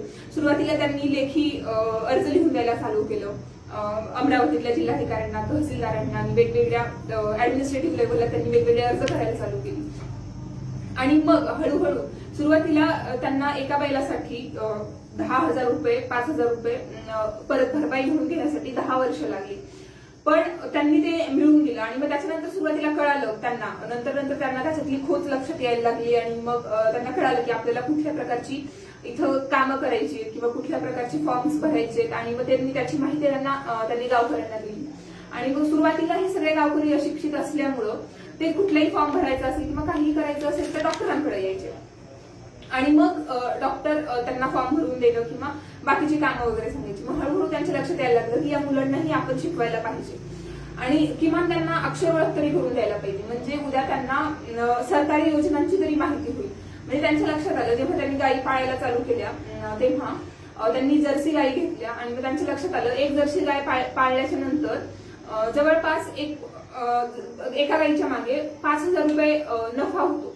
म्हणजे गाईचं दूध विकल्याच्या नंतर किंवा त्या दुधापासून प्रक्रिया करून श्रीखंड किंवा आणखी खवा वगैरे करून अमरावतीला नेऊन विकल्याच्या नंतर जवळपास 5,000 रुपये एका कुटुंबाला नफा होतो. आणि मग 5,000 रुपये म्हणजे त्या काळात म्हणजे 1984-85च्या काळामध्ये फार मोठी गोष्ट होती. आणि त्याद्वारे एक कुटुंब जवळपास 6 महिने जगायचं. आणि मग डॉक्टरांनी ठरवलं की या लोकांना आपल्याला किमान यांच्या लेकरांना अक्षर ओळख तरी करून द्यायला पाहिजे. आणि मग त्यांनी त्यासाठी जनजागृती करायला चालू केली डॉक्टरांनी. आणि मग त्यांनी आता आज सध्याच्या स्थितीला डॉक्टर तिथे त्यांच्या पत्नीसोबत आणि त्यांच्या मुलांसोबत त्यांनी शेती घेतली. त्या शेतीमध्ये ते स्वतः शिबिर घेतात मुलांसाठी. आणि त्या शिबिरामध्ये त्या मुलांना सुरुवातीला हे समजून दिलं, म्हणजे 3-4 दिवसांचं हे शिबिर असतं. आणि त्या शिबिरामध्ये पहिल्या दिवशी शेतीतली कामं आणि शेतीतली कामं तिथल्या मुलांना माहितीच असतात. पण प्रायोगिक तत्वावर आणखी तुम्ही काय काय करू शकता, बियाणे कुठून मागवायची, काय करायचं, खत कुठली मागवायची, बियाण्यांचा साठा कसा करायचा, धान्याचा साठा कसा करायचा, पावसाळ्यात कीड लागू देऊ नये म्हणून कुठली कीटकनाशकं तुम्ही फवारू शकता, या सगळ्या शेतीविषयीची माहिती ते वेगवेगळ्या युनिव्हर्सिटीमधून गोळा करतात आणि ते त्या मुलांना शिकवतात. दुसरा दिवस असतो त्यांना सरकारी कामकाजाबद्दल माहिती करून दिली जाते. म्हणजे जे छोटे छोटे प्रॉब्लेम्स, त्यांच्या छोटे छोटे म्हणण्यापेक्षा खूप सारे ऑर्गॅनिक प्रॉब्लेम्स ज्या मेळघाटातल्या लोकांना येतात, म्हणजे आदिवासी लोकांना, की तिथं हेच वाघवाणी पळवून नेलं किंवा स्वस्त धान्य दुकानाची काही अडचणी असतील किंवा ह्या सगळ्या महिलेवर काही अत्याचार वगैरे झाले तर तुम्ही पोलिसात दाद मागू शकता किंवा असे तुम्ही पोलिसात कधी जाऊ शकता, तुम्ही सरकारकडून कधी कधी भरपाई मागू शकता किंवा सरकार शेतकऱ्यांना कर्ज देतं, हे देखील तिथल्या लोकांना माहिती नव्हतं. आणि जेव्हा त्यांना कळालं की सरकार कर्ज देतं, हे त्यांना श्रीमंत वर्गाकडून, एका गावातल्या श्रीमंत वर्गाकडून तिथल्या लोकांना कळालं की सरकार कर्ज देतंय आणि आपण ते घ्यायला हवं, त्यासाठी आपल्या शेतीमध्ये गुंतवणूक करू शकतो. सुरुवातीला त्यांना असं वाटायचं की आपण कर्ज घेतल्याच्या नंतर कधीतरी सरकार ते माफच करून टाकणार आहे आणि मग ते कर्जाचे हप्ते वेळेवर फेडायचे नाहीत आणि मग ते कर्ज त्याच्या व्याजासहित त्यांच्या खात्यामध्ये जमा व्हायचं. आणि मग बँक डबघाईला आली किंवा अचानक सरकारचा आदेश निघाला म्हणून बँका त्यांना 3 दिवसाची 4 दिवसाची अशी एकदम मामूली नोटीस पाठवून द्यायची की आता तुमचं कर्ज भरण्याची वेळ आलेली आहे. आणि ते कर्ज घेतलेल्या रकमेपेक्षा दुप्पट तिप्पट होऊन जायचं. आणि ज्या शेतकऱ्याला मूळ किंमतही भरणं शक्य नव्हतं त्या शेतकऱ्यावर आता 3-4 पट कर्ज भरण्याची वेळ यायला लागली. आणि मग सरकारच्या आदेशानुसार शेतीची अवजारं किंवा शेत जमीन बळकावू शकत नाही बँक. आणि मग म्हणून ते लोक घरातली भांडी आणि मग घरावर कब्जा करणं आणि घराची कौलं वगैरे उचलून नेणं अशी काम करायची बँकवाली. आणि मग त्यामुळे लोक पुढ्यावर यायला लागले. हे सगळं डॉक्टरांनी त्या दुसऱ्या दिवशीच्या शिबिरामध्ये या सगळ्या खोट ज्या तुम्ही टाळू शकता आणि ज्या तुम्ही मदत म्हणून मागू शकता, हे सगळं ते शिबिरात शिकवतात सध्याला दुसऱ्या दिवशी. आणि तिसऱ्या दिवशी त्या मुलांना कुपोषण आरोग्यविषयक माहिती दिली जाते. म्हणजे कुपोषण काय असतं, तुम्ही वेगवेगळे आजार कसे टाळू शकता, शौचालयाचा वापर का केला पाहिजे, स्वच्छतेविषयी त्यांना माहिती दिली जाते. किंवा तुम्ही गरोदर आई असेल किंवा बहीण असेल तर त्यासाठी तुम्ही डॉक्टरांपर्यंत कसं पोहोचलं पाहिजे, त्यासाठी प्राथमिक आरोग्य केंद्राकडून तुम्हाला कुठल्या कुठल्या गोष्टी दिल्या जातात, हे सगळं डॉक्टर त्या मुलांना सांगतात. आणि हे खरं प्रिव्हेंटिव्ह मेडिसिन जे आम्ही शिकत आलोय किंवा आम्ही शिकलोय एक शिकाऊ डॉक्टर म्हणून, हे सगळं तिथं ते खरंच त्याचा उपयोग करतात डॉक्टर. आणि मग हे सगळं असं त्यांचं जीवन तिथं चालू आहे आणि चालू होतं. या दरम्यान सगळं त्यांच्या मनासारखंच झालं किंवा सगळं सोन्याहून पिवळत झालं आणि सगळं एकदमच छान झालं अशातली ही गोष्ट नव्हती. त्यांना या सगळ्यांमध्ये इतक्या अगणित अडचणींना तोंड द्यावं लागलं. म्हणजे त्यांच्या घरावर हल्ले झाले, त्यांचं घर जाळण्याचा प्रयत्न झाला, स्मिता कोल्हे, डॉक्टर कोल्हे, स्मिता कोल्हे त्यांचा विनयभंग होण्याचा प्रयत्न झाला किंवा स्मिताताईंवर हल्ला झाला, त्यांचं एक मनगट तुटलं किंवा डॉक्टरांवर कितीदा तरी हल्ले झाले. पण या सगळ्यांमध्ये ते पाय देऊन उभे राहिले आणि सध्याला देखील ते तिथं काम करतायत या सगळ्यांचं. या सगळ्या गोष्टींमध्ये आणखीन एक अडचण त्यांच्या समोर आलेली 1992 मध्ये, जेव्हा स्मिता कोल्हेंना अटक झाली एका अॅट्रॉसिटी ऍक्ट खाली. झालं असं होतं की डॉक्टर बाहेर गावी गेले होते आणि मग एक अडलेली बाईला घेऊन तिचा नवरा आणि तिच्या घरचे घरी आले डॉक्टरांच्या आणि त्यांनी सांगितलं की हिचं बाळ बाहेर येत नाहीये, त्याचा हात फक्त बाहेर आला होता आणि बाळ आतमध्ये अडकलं होतं. 3 दिवसापासून तिला कळा येत होत्या पण बाळ बाहेर येत नव्हतं. त्या बाळाचा 2 दिवसापूर्वीच आतमध्ये मृत्यू झालेला होता आणि त्याचा हात सडलेला होता, बाहेर आलेला हात त्याचा सडलेला होता बाळाचा. आणि मग स्मिताताईंना तो हात कापून काढावा लागला बाळाच्या डिलिव्हरीसाठी. पण बाळाची डिलिव्हरी तरी सुद्धा बाळाची डिलिव्हरी होत नव्हती. हे हात कापून काढणं किंवा बाळ मेल्याच्या नंतर बाळ कापून कधी कधी बाहेर काढावं लागतं, त्याला डिस्ट्रक्टिव्ह डिलिव्हरी म्हणतात. म्हणजे ज्या ठिकाणी साधनं उपलब्ध नाहीत डिलिव्हरीसाठी, म्हणजे सिझेरियन डिलिव्हरी असेल याच्यासाठी साधनं उपलब्ध नसतील, जेव्हा फक्त आईलाच वाचवता येईल किंवा फक्त बाळाला वाचवता येईल अशी वेळ येते, तेव्हा डिस्ट्रक्टिव्ह डिलिव्हरीचा वापर आजही वेगवेगळ्या आदिवासी भागांमध्ये किंवा प्राथमिक आरोग्य केंद्रांमध्ये जिथे सिझेरियन उपलब्ध नाही अशा ठिकाणी करावा लागतो डॉक्टरांच्या दृष्टीने. आणि सगळ्याच डॉक्टरांच्या दृष्टीने ही फारच दुर्दैवाची बाब आहे. आणि मग स्मिताताईंना त्या बाळाचा हात कापून काढावा लागला, तरीही ते बाळ बाहेर येत नव्हतं. आणि मग त्यांनी तिचा रक्तस्राव चालू झाला. मग त्यांच्या लक्षात आलं की फक्त सलाईन देऊन किंवा आणखी 2 दिवस वाट पाहण्यात काहीच अर्थ नाहीये, तिला आपल्याला सिझेरियनसाठी आणखी प्राथमिक आरोग्य केंद्राला मोठ्या ठिकाणी पाठवावं लागणार आहे.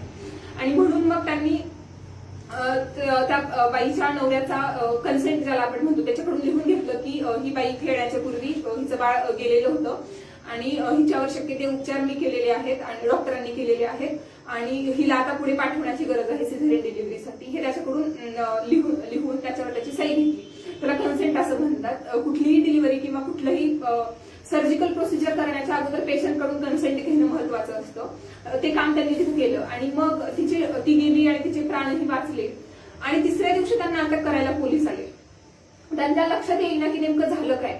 आणि मग पोलिसांनी त्यांना सांगितलं की जी बाई नंदा नाव होतं तिचं, ती 2-3 दिवसांपूर्वी त्यांच्याकडे डिलिव्हरीसाठी आली होती. तिच्या नवऱ्यांनी डॉक्टरांवर आरोप केले होते की यांनी माझ्या बायकोला शिवीगाळ केली आणि यांच्यामुळे माझं बाळ वाढलं आणि गेलं आणि त्यांनी माझ्या बाळाचा हात कापून काढला आणि त्याच्यावर असे खूप सारे आरोप केले. आणि मग त्यांच्यावर अॅट्रॉसिटी खाली गुन्हा दाखल झाला आणि त्यांना अटक झाली स्मिताताईंवर.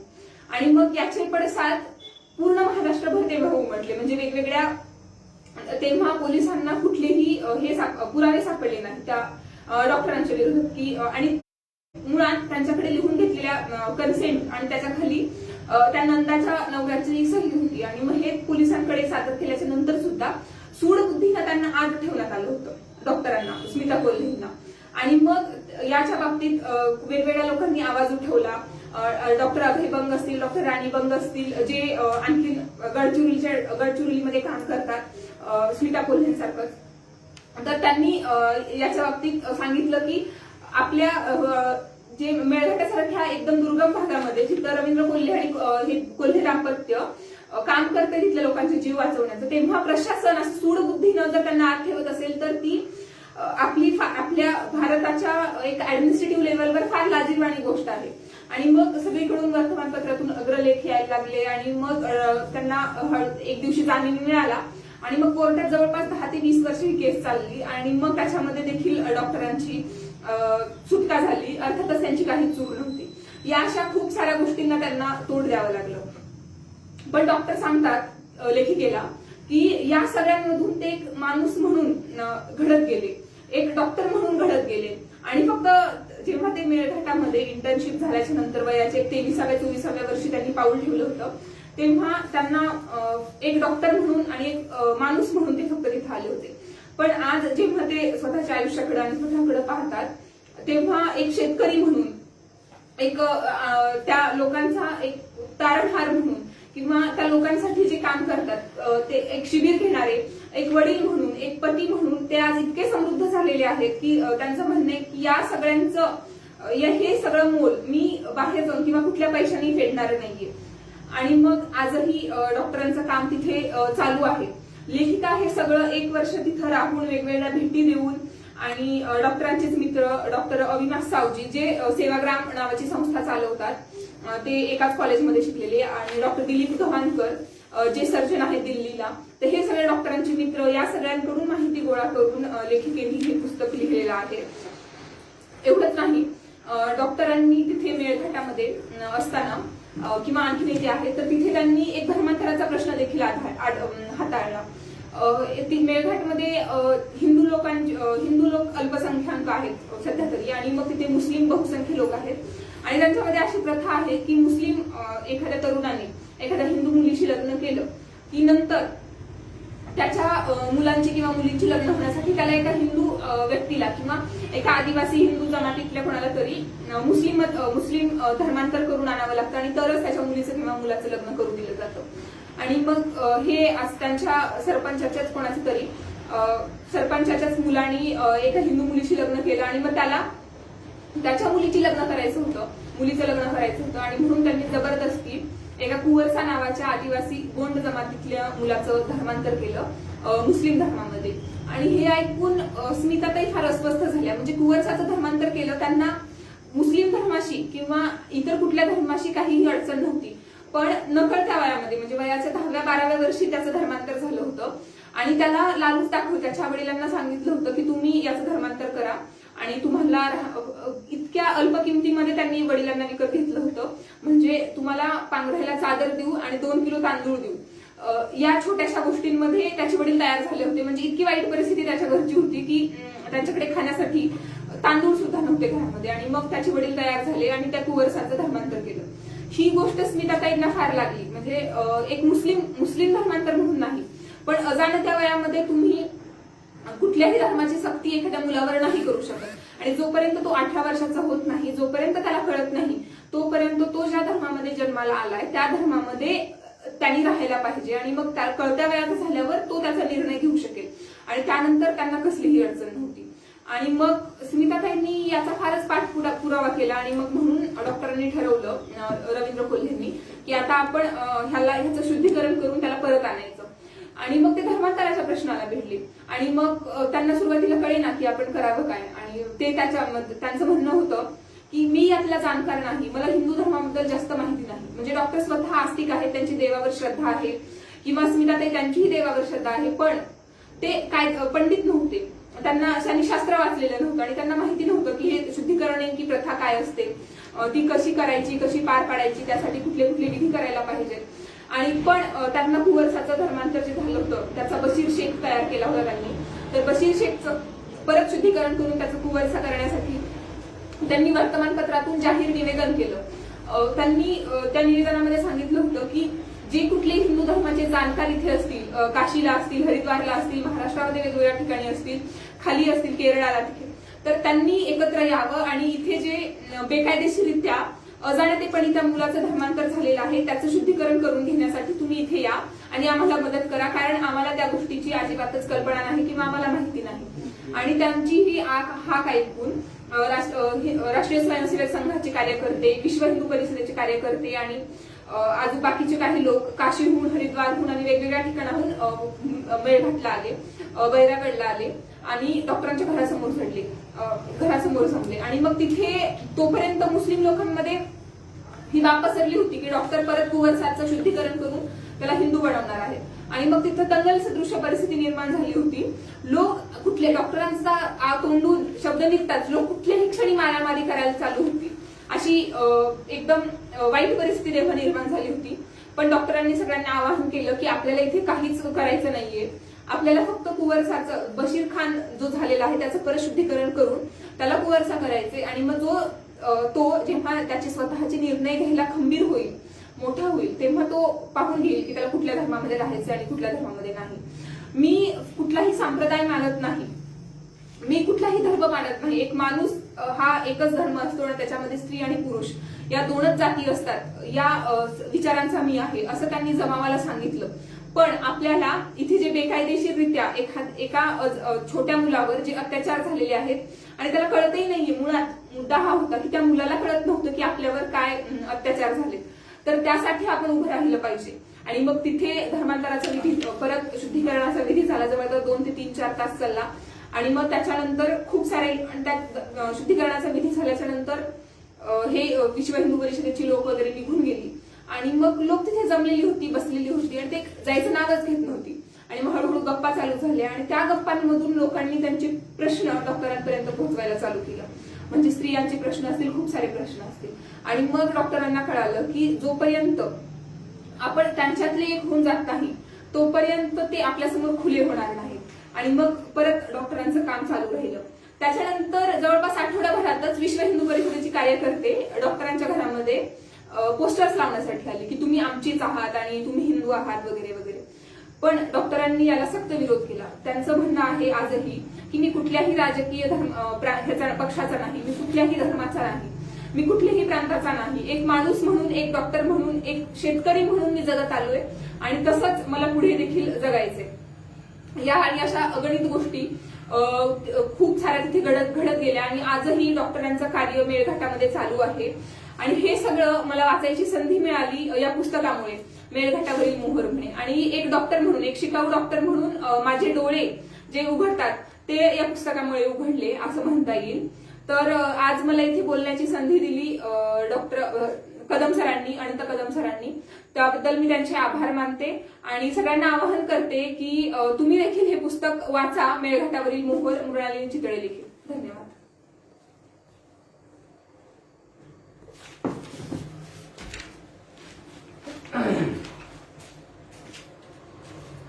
धन्यवाद.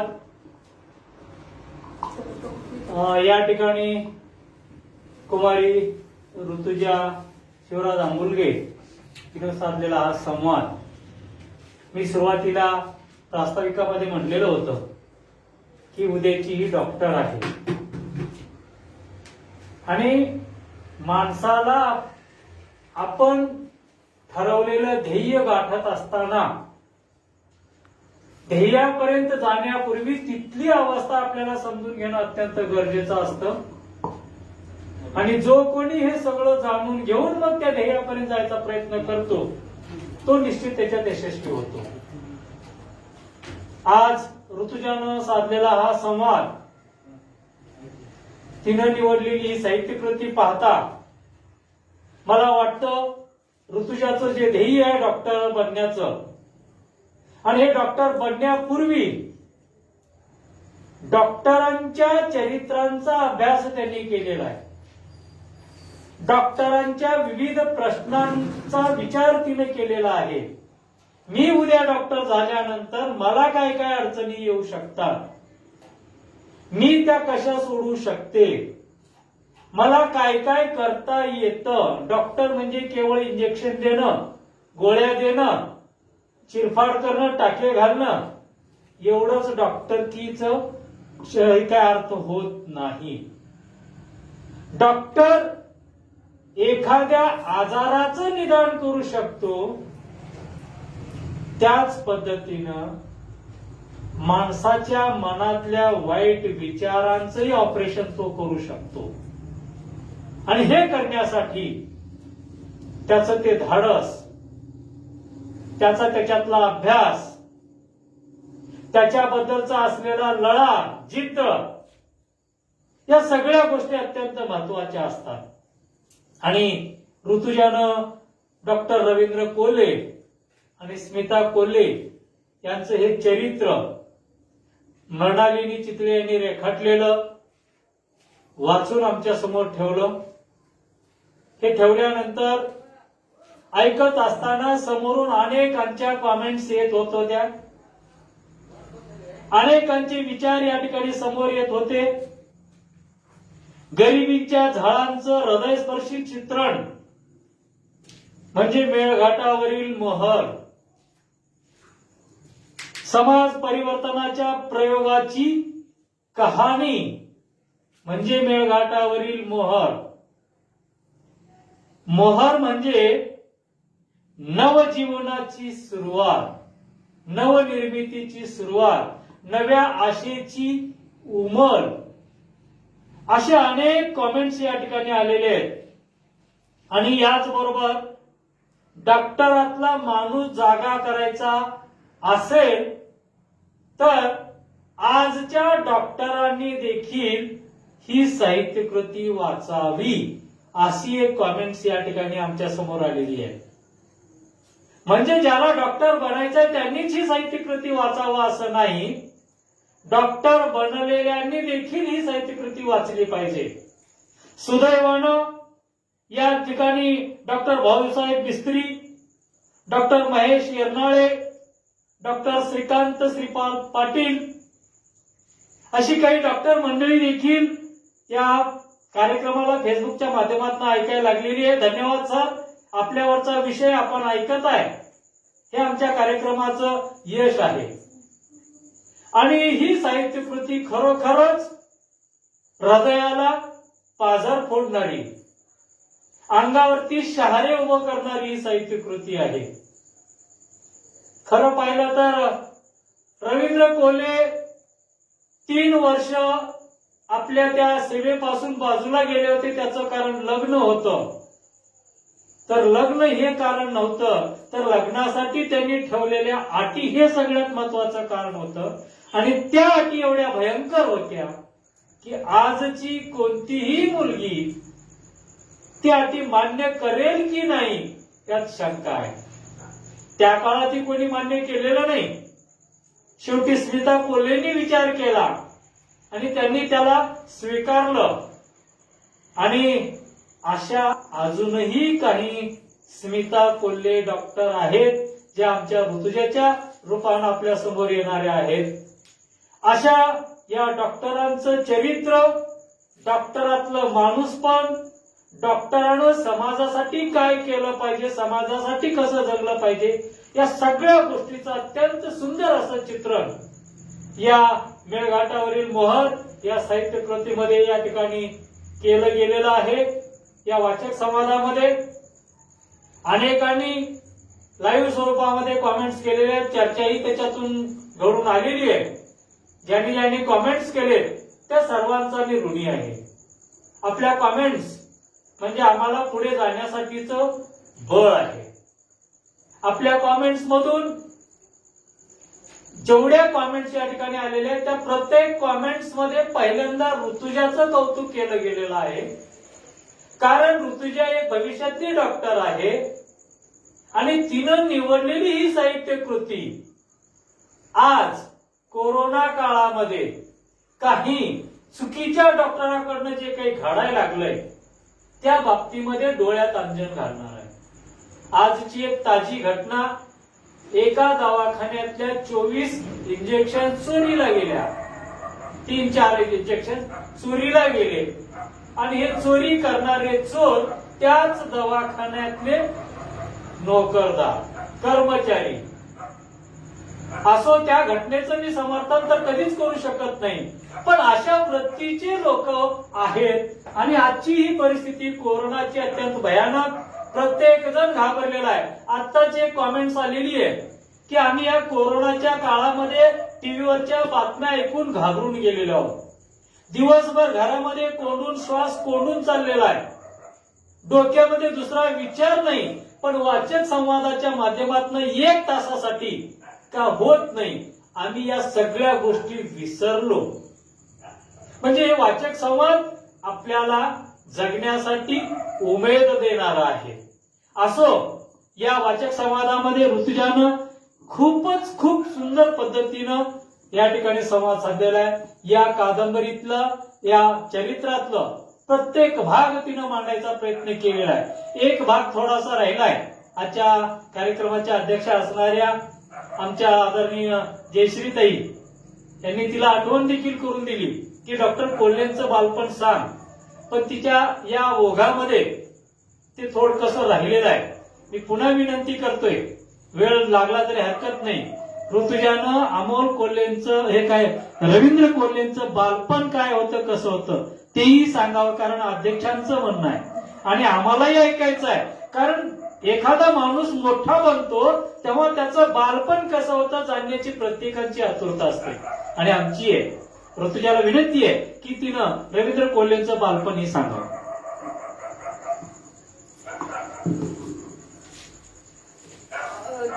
कोल्हेंच्या बालपणाबद्दल सांगायचं म्हटलं तर त्यांचा जन्म शेगावमध्ये झाला होता आणि मग त्यांचे वडील रेल्वे खात्यामध्ये क्लार्क म्हणून नोकरीला होते आणि आई त्यांची शाळेमध्ये शिक्षिका म्हणून काम करायची. लहानपणापासूनच त्यांना त्यांच्या आईनी पुस्तकं वाचण्याची सवय लावली होती बऱ्यापैकी. आणि मग अगदीच लहान असताना जेव्हा ते पहिल्यांदा आजारी पडले, 6-7 महिन्याचं बाळ जेव्हा आई आजारी पडलं आणि मग त्याच्यानंतर सातत्याने ते आजारीच पडत राहिले.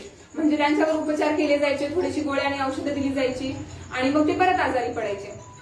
हे असं त्यांच्या मागे लागलेलं एक चक्र होतं. सारखं त्यांना ताप यायचा. सुरुवातीला त्यांना शाळेत घालण्यासाठी सुद्धा उशीर झाला होता त्यांच्या या आजारपणामुळेच. मी आधीच सांगितलं की त्यांना कंजेनायटल पल्मोनरी हायपरटेन्शन नावाचा एक आजार झालेला होता, जो जन्मतःच बाळ आईच्या पोटात असल्यापासून हा आजार असतो. आणि मग त्याच्यामुळे हे सारखे आजारी पडायचे, सारखे पलंगाला खिळून असायचे. त्यांना सुरुवातीला फार इच्छा असायची की आपल्याला पण बाहेरच्या मुलांसारखं जाऊन खेळायचंय, मैदानी खेळ खेळायचे.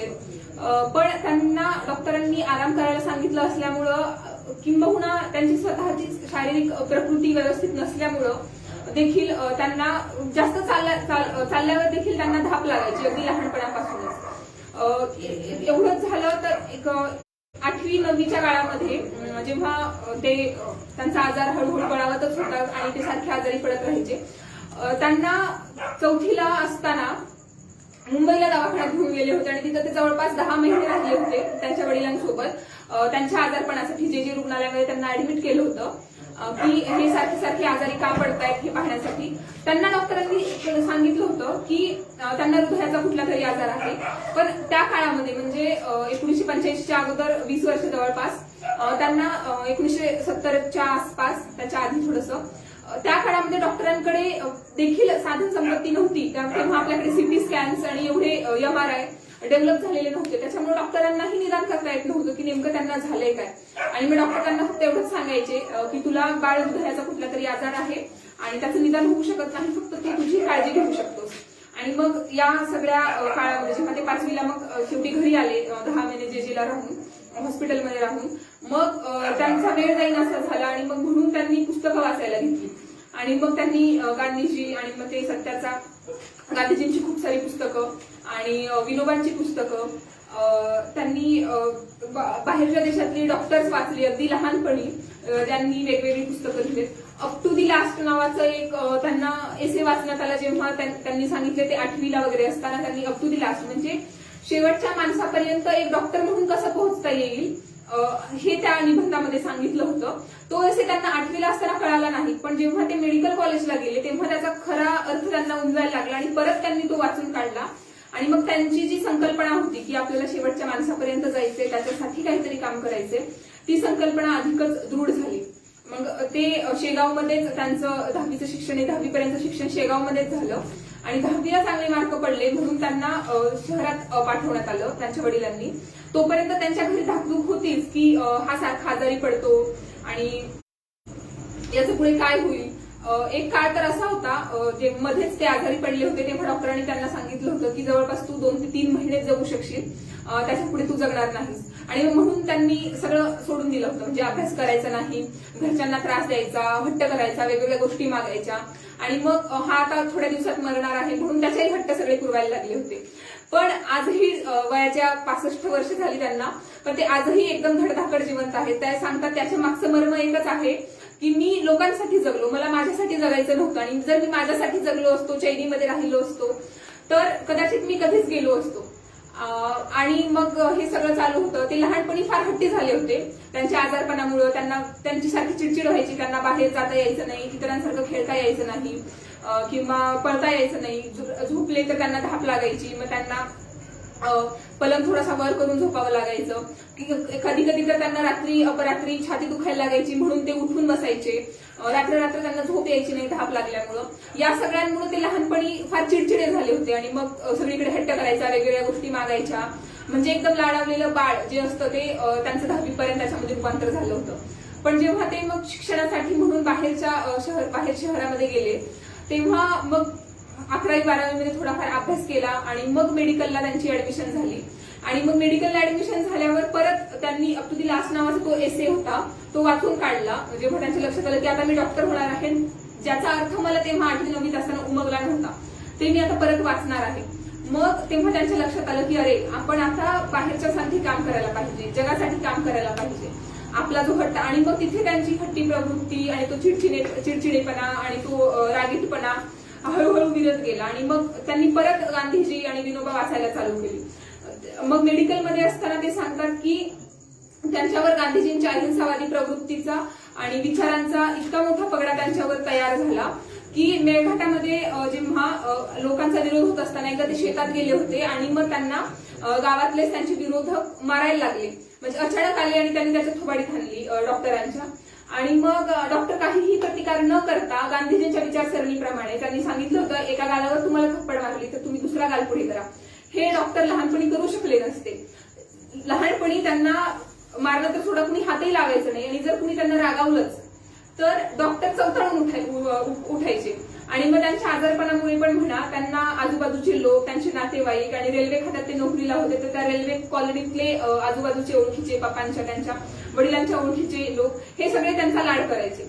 पण हे सगळं जेव्हा त्यांना तो चापट बसली, त्यांच्या थोबाडीत त्यांनी हाणली, तेव्हा डॉक्टरांनी खरंच दुसरा गाल पुढे केला आणि ते शांतपणे त्याच्या समोर उभे राहिले. तो माणूस घाबरून पळून गेला की हा आपल्याला काहीच प्रतिकार करत नाहीये. परत एक अशी परिस्थिती, अशीच एक घटना त्यांच्या आयुष्यात घडली होती. डॉक्टर जेव्हा घरी बसले होते त्यांच्या बायकोसोबत, म्हणजे स्मिता कोल्हे आतमध्ये स्वयंपाक करत होते आणि डॉक्टर बाहेर काहीतरी काम करत होते आणि खूप साऱ्या लोकांचा एक घोळका आला आणि त्यांनी हातामध्ये तलवारी घेऊन आणि कुऱ्हाडी घेऊन आणि दगडधोंडे घेऊन ते अपशब्द बोलायला लागले. डॉक्टरांबद्दल वाईट साईड बोलायला लागले, स्मिता कोल्हेंबद्दल वाईट साईड बोलायला लागले, त्यांच्या चारित्र्यावर संशय उभा केला, शिवीगाळ करायला लागले.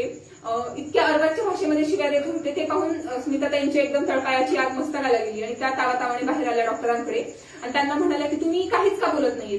डॉक्टर बोलले जोपर्यंत मी काही बोलत नाही तोपर्यंत हे फक्त घराच्या आजूबाजूला दंगा करत राहणार. पण जेव्हा मी तोंडातून एकतरी शब्द काढेल तेव्हा मात्र हे आपल्या घरात घुसतील.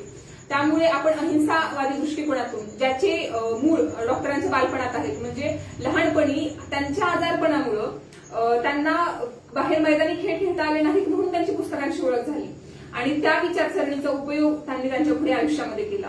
आणि ते खरंच लोक बाहेर आजूबाजूला आरडाओरडा करत राहिलेले लोक डॉक्टर शांत बसलेला पाहून एक 2-3 तासानंतर आरडाओरडा करून निघून गेले. आणि स्मिताताईंना त्यावेळी आश्चर्य वाटलं. म्हणजे स्मिताताई एकदम गावामध्ये लेखिका लिहितात की गावामध्ये जेव्हा त्या गेल्या होत्या डॉक्टर दाम्पत्याची ओळख करून घ्यायला त्यांच्याबद्दल पुस्तक लिहिण्यासाठी, तेव्हा गावामध्ये गावकऱ्यांशी बोलल्याच्या नंतर गावकरी म्हणायचे की डॉक्टर तो बहुत अच्छा है मगर डॉक्टरीन बाई खतरनाक आहे. म्हणजे तिकडे हिंदी बोलतात मेळघाटात, हिंदी मिक्स असलेली मराठी थोडीफार बोलली जाते.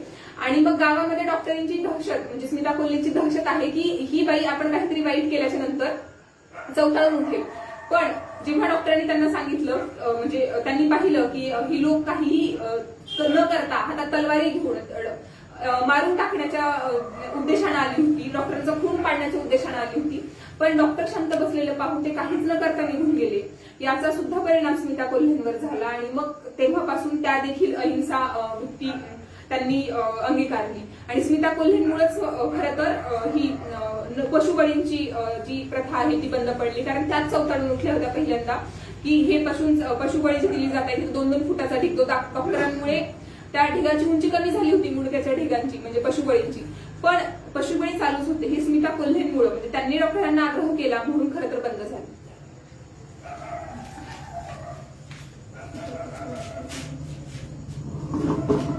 खूप खूप धन्यवाद. बालपण आणि तरुणपण आणि शेवटचा काळ या 3 वेगवेगळ्या गोष्टी आहेत आणि या तिन्ही वेगवेगळ्या गोष्टी असल्यामुळंच की काय बालपणातली अवस्था तरुणपणात राहत नाही तारुण्यातली अवस्था वृद्धापकाळामध्ये येत नाही, त्याच नीतीनं त्याच नियमानुसार डॉक्टर कोल्हे बालपणी जे होते ते तरुणपणी राहिले नाही. अर्थातच बालपणातल्या ज्या उणीवा राहिलेल्या होत्या त्या उणीवा किंवा त्यांच्या अंगात असलेल्या चुकीच्या गोष्टी त्या सगळ्या टाळून ज्या जगाला सुधारायसाठी गरजेच्या गुणाच्या गोष्टी आहेत त्या सगळ्या त्यांनी स्वतःमध्ये आत्मसात केल्या होत्या. आणि म्हणूनच तर त्यांच्यावरती आज पुस्तक लिहिलं गेलं आहे. लोक विनाकारण कुणाचंही गुणगान गात नाहीत. अगोदर आपली करणी असली पाहिजे, आपली कथनीही तसली असली पाहिजे, तरच त्याची कहाणी तयार होते. याच्यासाठी आपण देखील हे ग्रंथ या साहित्य कृतीवर संवाद ऐकल्यानंतर डॉक्टर रवींद्र कोल्हे आणि डॉक्टर स्मिता कोल्हे यांच्या अंगातल्या एखाद्या गुणाला जरी आज आपण अंगीकृत केलं तर मला वाटतं आजचा हा संवाद निश्चितच यशस्वी झाला असं मला म्हणायला काही हरकत नाहीये. असो, यानंतर या कार्यक्रमाच्या रीतिरिवाजाप्रमाणे वाचक संवादाला उपस्थित असणाऱ्या वाचकांना आपण जन्मदिनाची ग्रंथभेट देत असतो.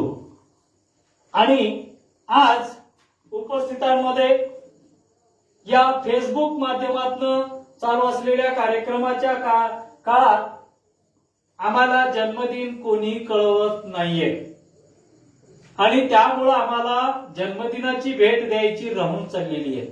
आमच्याकडे ग्रंथ भरपूर आहेत. आम्ही आपल्याला जन्मदिनाची ग्रंथ भेट नक्कीच द्यायची आमची अपेक्षा आहे. आपण फेसबुकच्या माध्यमातून जेव्हा केव्हा कार्यक्रम ऐकवतो त्यावेळेला ज्या महिन्यात आपला जन्मदिन आहे त्या महिन्यामध्ये कॉमेंटमध्ये आपली जन्मदिनांक टाकावी. आम्ही निश्चितच आपल्यापर्यंत या जन्मदिनाची भेट पुरवण्याचा प्रयत्न करू. असो, चर्चेमध्ये सहभागी झालेले सर्व वाचक सर्वांचं मी मनपूर्वक आभार मानतो. यानंतर या कार्यक्रमाला ज्यांनी अत्यंत सुंदर असं रंगरूप देऊन या कोरोनाच्या काळात डोक्यामध्ये शिरलेला कोरोना थोड्या काळासाठी का होत नाही त्याला विसरायला भाग पाडली.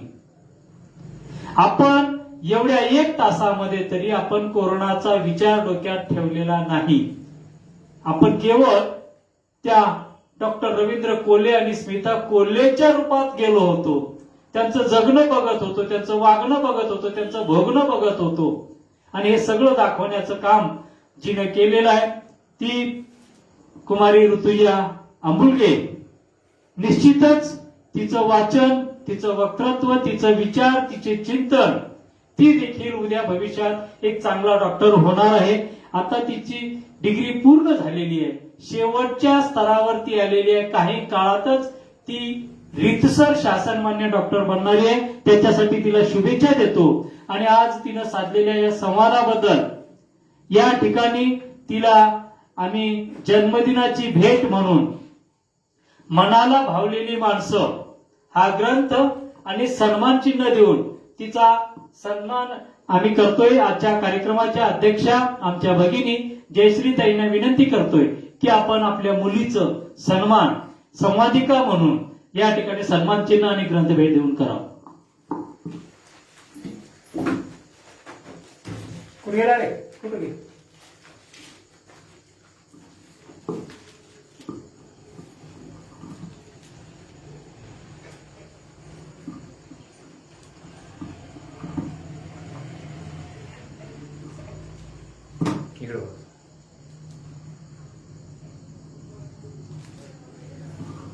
धन्यवाद. यानंतर माईने लेकीचा सन्मान केलेला आहे आणि आज या कार्यक्रमाच्या अध्यक्ष असणाऱ्या आदरणीय जयश्रीताई आंबुलगे यांनी आमच्या विनंतीला मान देऊन हे अध्यक्षस्थान स्वीकारलं. त्याबद्दल त्यांचाही सन्मान या ठिकाणी आम्ही करणार आहोत. मी या ठिकाणी शिवराजी आंबुलगे यांना विनंती करतोय की आपण जयश्रीताईचा सत्कार करावा. शिवराजी आंबुलगे, नशीब पाहिजे बायकोचा सत्कार करायला मिळणार. मोठमोठ्यांचे सत्कार करायला मिळतील, पण बायकोचा सत्कार करायला मिळणं ह्यालाही नशीब लागतं. आणि आमच्या बहिणीचे नशीब आहे, नवऱ्याकडनं सन्मान होतोय. नवरा सतत बायकोला शिवा देत असतो, पण आज या ठिकाणी आपल्या पत्नीचा सन्मान करत आहेत आदरणीय शिवराजजी अंबुलगे. धन्यवाद.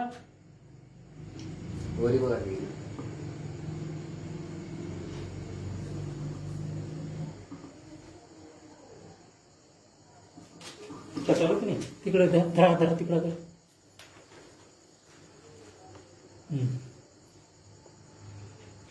ओके, धन्यवाद.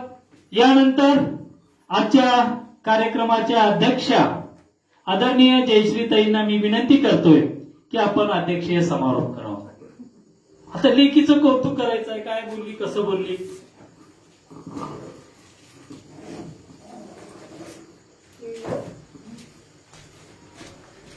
अध्यक्षस्थान भूषवल्यानंतर काय वाटलं? लेख बोलत असताना काय काय वाटलं?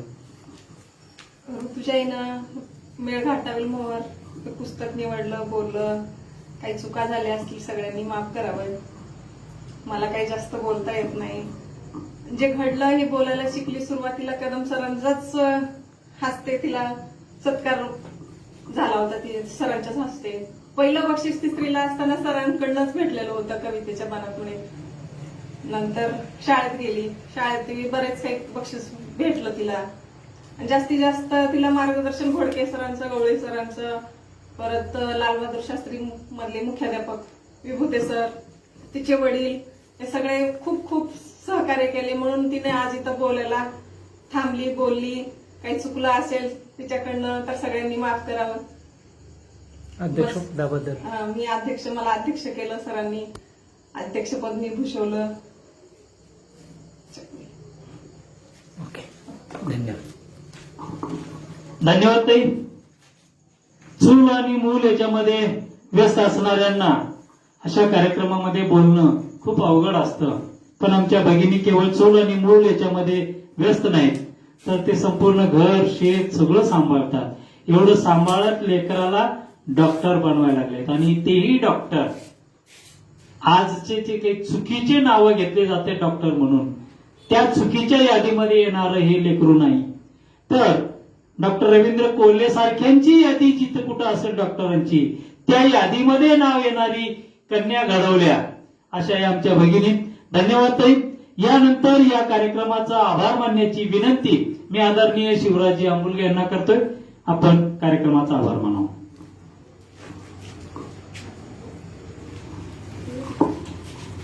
माझ्याकडे शेवटचा कार्यक्रम म्हणजे आभार प्रदर्शनाचा आहे, आणि मी आभार 2 शब्दामध्येच मानतो. अगोदर कुणाचा आभार मानायचा हाही प्रश्न पहिल्यांदा पडतोय मला. तर त्यात श्रोते श्रेष्ठ की वक्ते श्रेष्ठ किंवा वक्तृत्व करणारे श्रेष्ठ, हा एक प्रश्न पहिल्यांदा गंभीर होतो. त्याचं कारण असं आहे की कोरोनाचा काळ आहे. या कोरोनाच्या काळामध्ये नुसती स्पर्श किंवा शिवणं किंवा लांबवर अंतर ठेवणं किंवा मास्क वापरणं, यात एक घर सोडून बाजूला जाणं आणि ते श्रोते मिळणं हेही महत्वाचं आहे. तर सगळ्यात अगोदर मी श्रोत्यांचं म्हणजे फेसबुक लाईव्हवर ज्यांनी हा कार्यक्रम पाहत आहेत त्या सर्व श्रोत्यांचं, ऐकणाऱ्यांचं मी पहिल्यांदा आभार मानतो. त्यांनी वेळ दिली आणि वेळेला महत्व दिलं, आणि या महत्व दिल्यामुळे मी त्यांचं सर्वांचा आभार मानतो. वीरेंद्र स्वामी, त्यानंतर योगेश स्वामी, या कार्यक्रमाला उपस्थित असणारे जे योगेंद्र स्वामी आहेत, त्यानंतर कोण त्यांचे मित्र आहेत, आणि कदम सरांसोबत आलेले जे मित्र आहेत त्या सर्वांचं मी आभार मानतो. त्यानंतर सगळ्यात महत्वाचं म्हणजे या कार्यक्रमासाठी माझी मुलगी ऋतुजा शिवराज अंबुलगे ही काल परवाच म्हणजे परीक्षा देऊन इथं आलेली आहे, आणि तिनं सगळ्यात जास्त वेळ देऊन ती हे रवींद्र कोल्हेंचं जे मेळघाटातील जे पुस्तक होतं ते पुस्तक वाचलं वेळात वेळ देऊन, आणि तिनं 1.5 तास त्यावर बोललं. आणि खरंच ती बोलल्याबद्दल मला चांगला आनंद झाला आणि आमच्या घरचे म्हणजे पत्नी नाव हे घ्या सुद्धा- नाव घ्या नाव घ्या हे सुद्धा इथं 1 तास वेळ देऊन या स्टेजवर बसून राहिल्या त्याबद्दल मी त्यांचा सर्वांचा आभार मानतो. आणि सर्वात महत्वाचं म्हणजे श्रोत्यांचं झालं, ऐकणाऱ्यांचं झालं किंवा इथं मदत करणाऱ्यांचं झालं, स्टेजवर बसणाऱ्यांचं झालं, हे सगळं काही झालं. पण हा कार्यक्रम जे चालवतात ते माझे मित्र अनंत कदम सर. आज ते 239वा कार्यक्रम करत आहेत. आमची 10-12 वर्षापासूनची ओळख आहे आणि ते सतत कार्यक्रम चालू ठेवत आहेत. त्यांचे मित्र परिवार आणि मी त्यांचा जवळचा मित्र असूनही त्यांचा कधी मला आभार मानण्याचा प्रसंगही आलेला नव्हता. पण आज या प्रसंगी किंवा आमच्या घरी जे वाचक समाजचा कार्यक्रम झाला त्या कार्यक्रमामध्ये ते एक चांगल्या प्रकारे नियोजन केलं आणि नियोजन करून मग कार्यक्रम योग्य प्रकारे पार पाडला.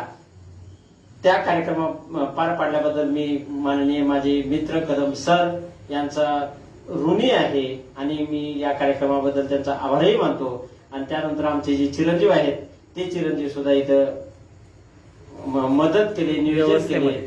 त्यांनी सुद्धा मोबाईल घेऊन किंवा फोटो किंवा हे जी लाईटची सोय होती ती सर्व काही केले. त्याबद्दलही मी त्यांचा आभार मानतो. त्यानंतर माझे मित्र आदेपा सर ते इथे येऊन पाहिले आणि त्यांना सुद्धा उत्सुकता वाटली. त्यांनी सुद्धा 1 तास वेळ दिला. वेळ दिल्याबद्दल त्यांचाही मी आभार मानतो. धन्यवाद. असाच हा कार्यक्रम पुढे सतत चालू राहावा ही माझी अध्यक्षाच्या वतीनं अध्यक्षाच्या वतीने आणि कार्यक्रम कार्यक्रमाच्या संयोजकांमार्फत मी सर्वांचे आभार मानतो. धन्यवाद. ठीक आहे.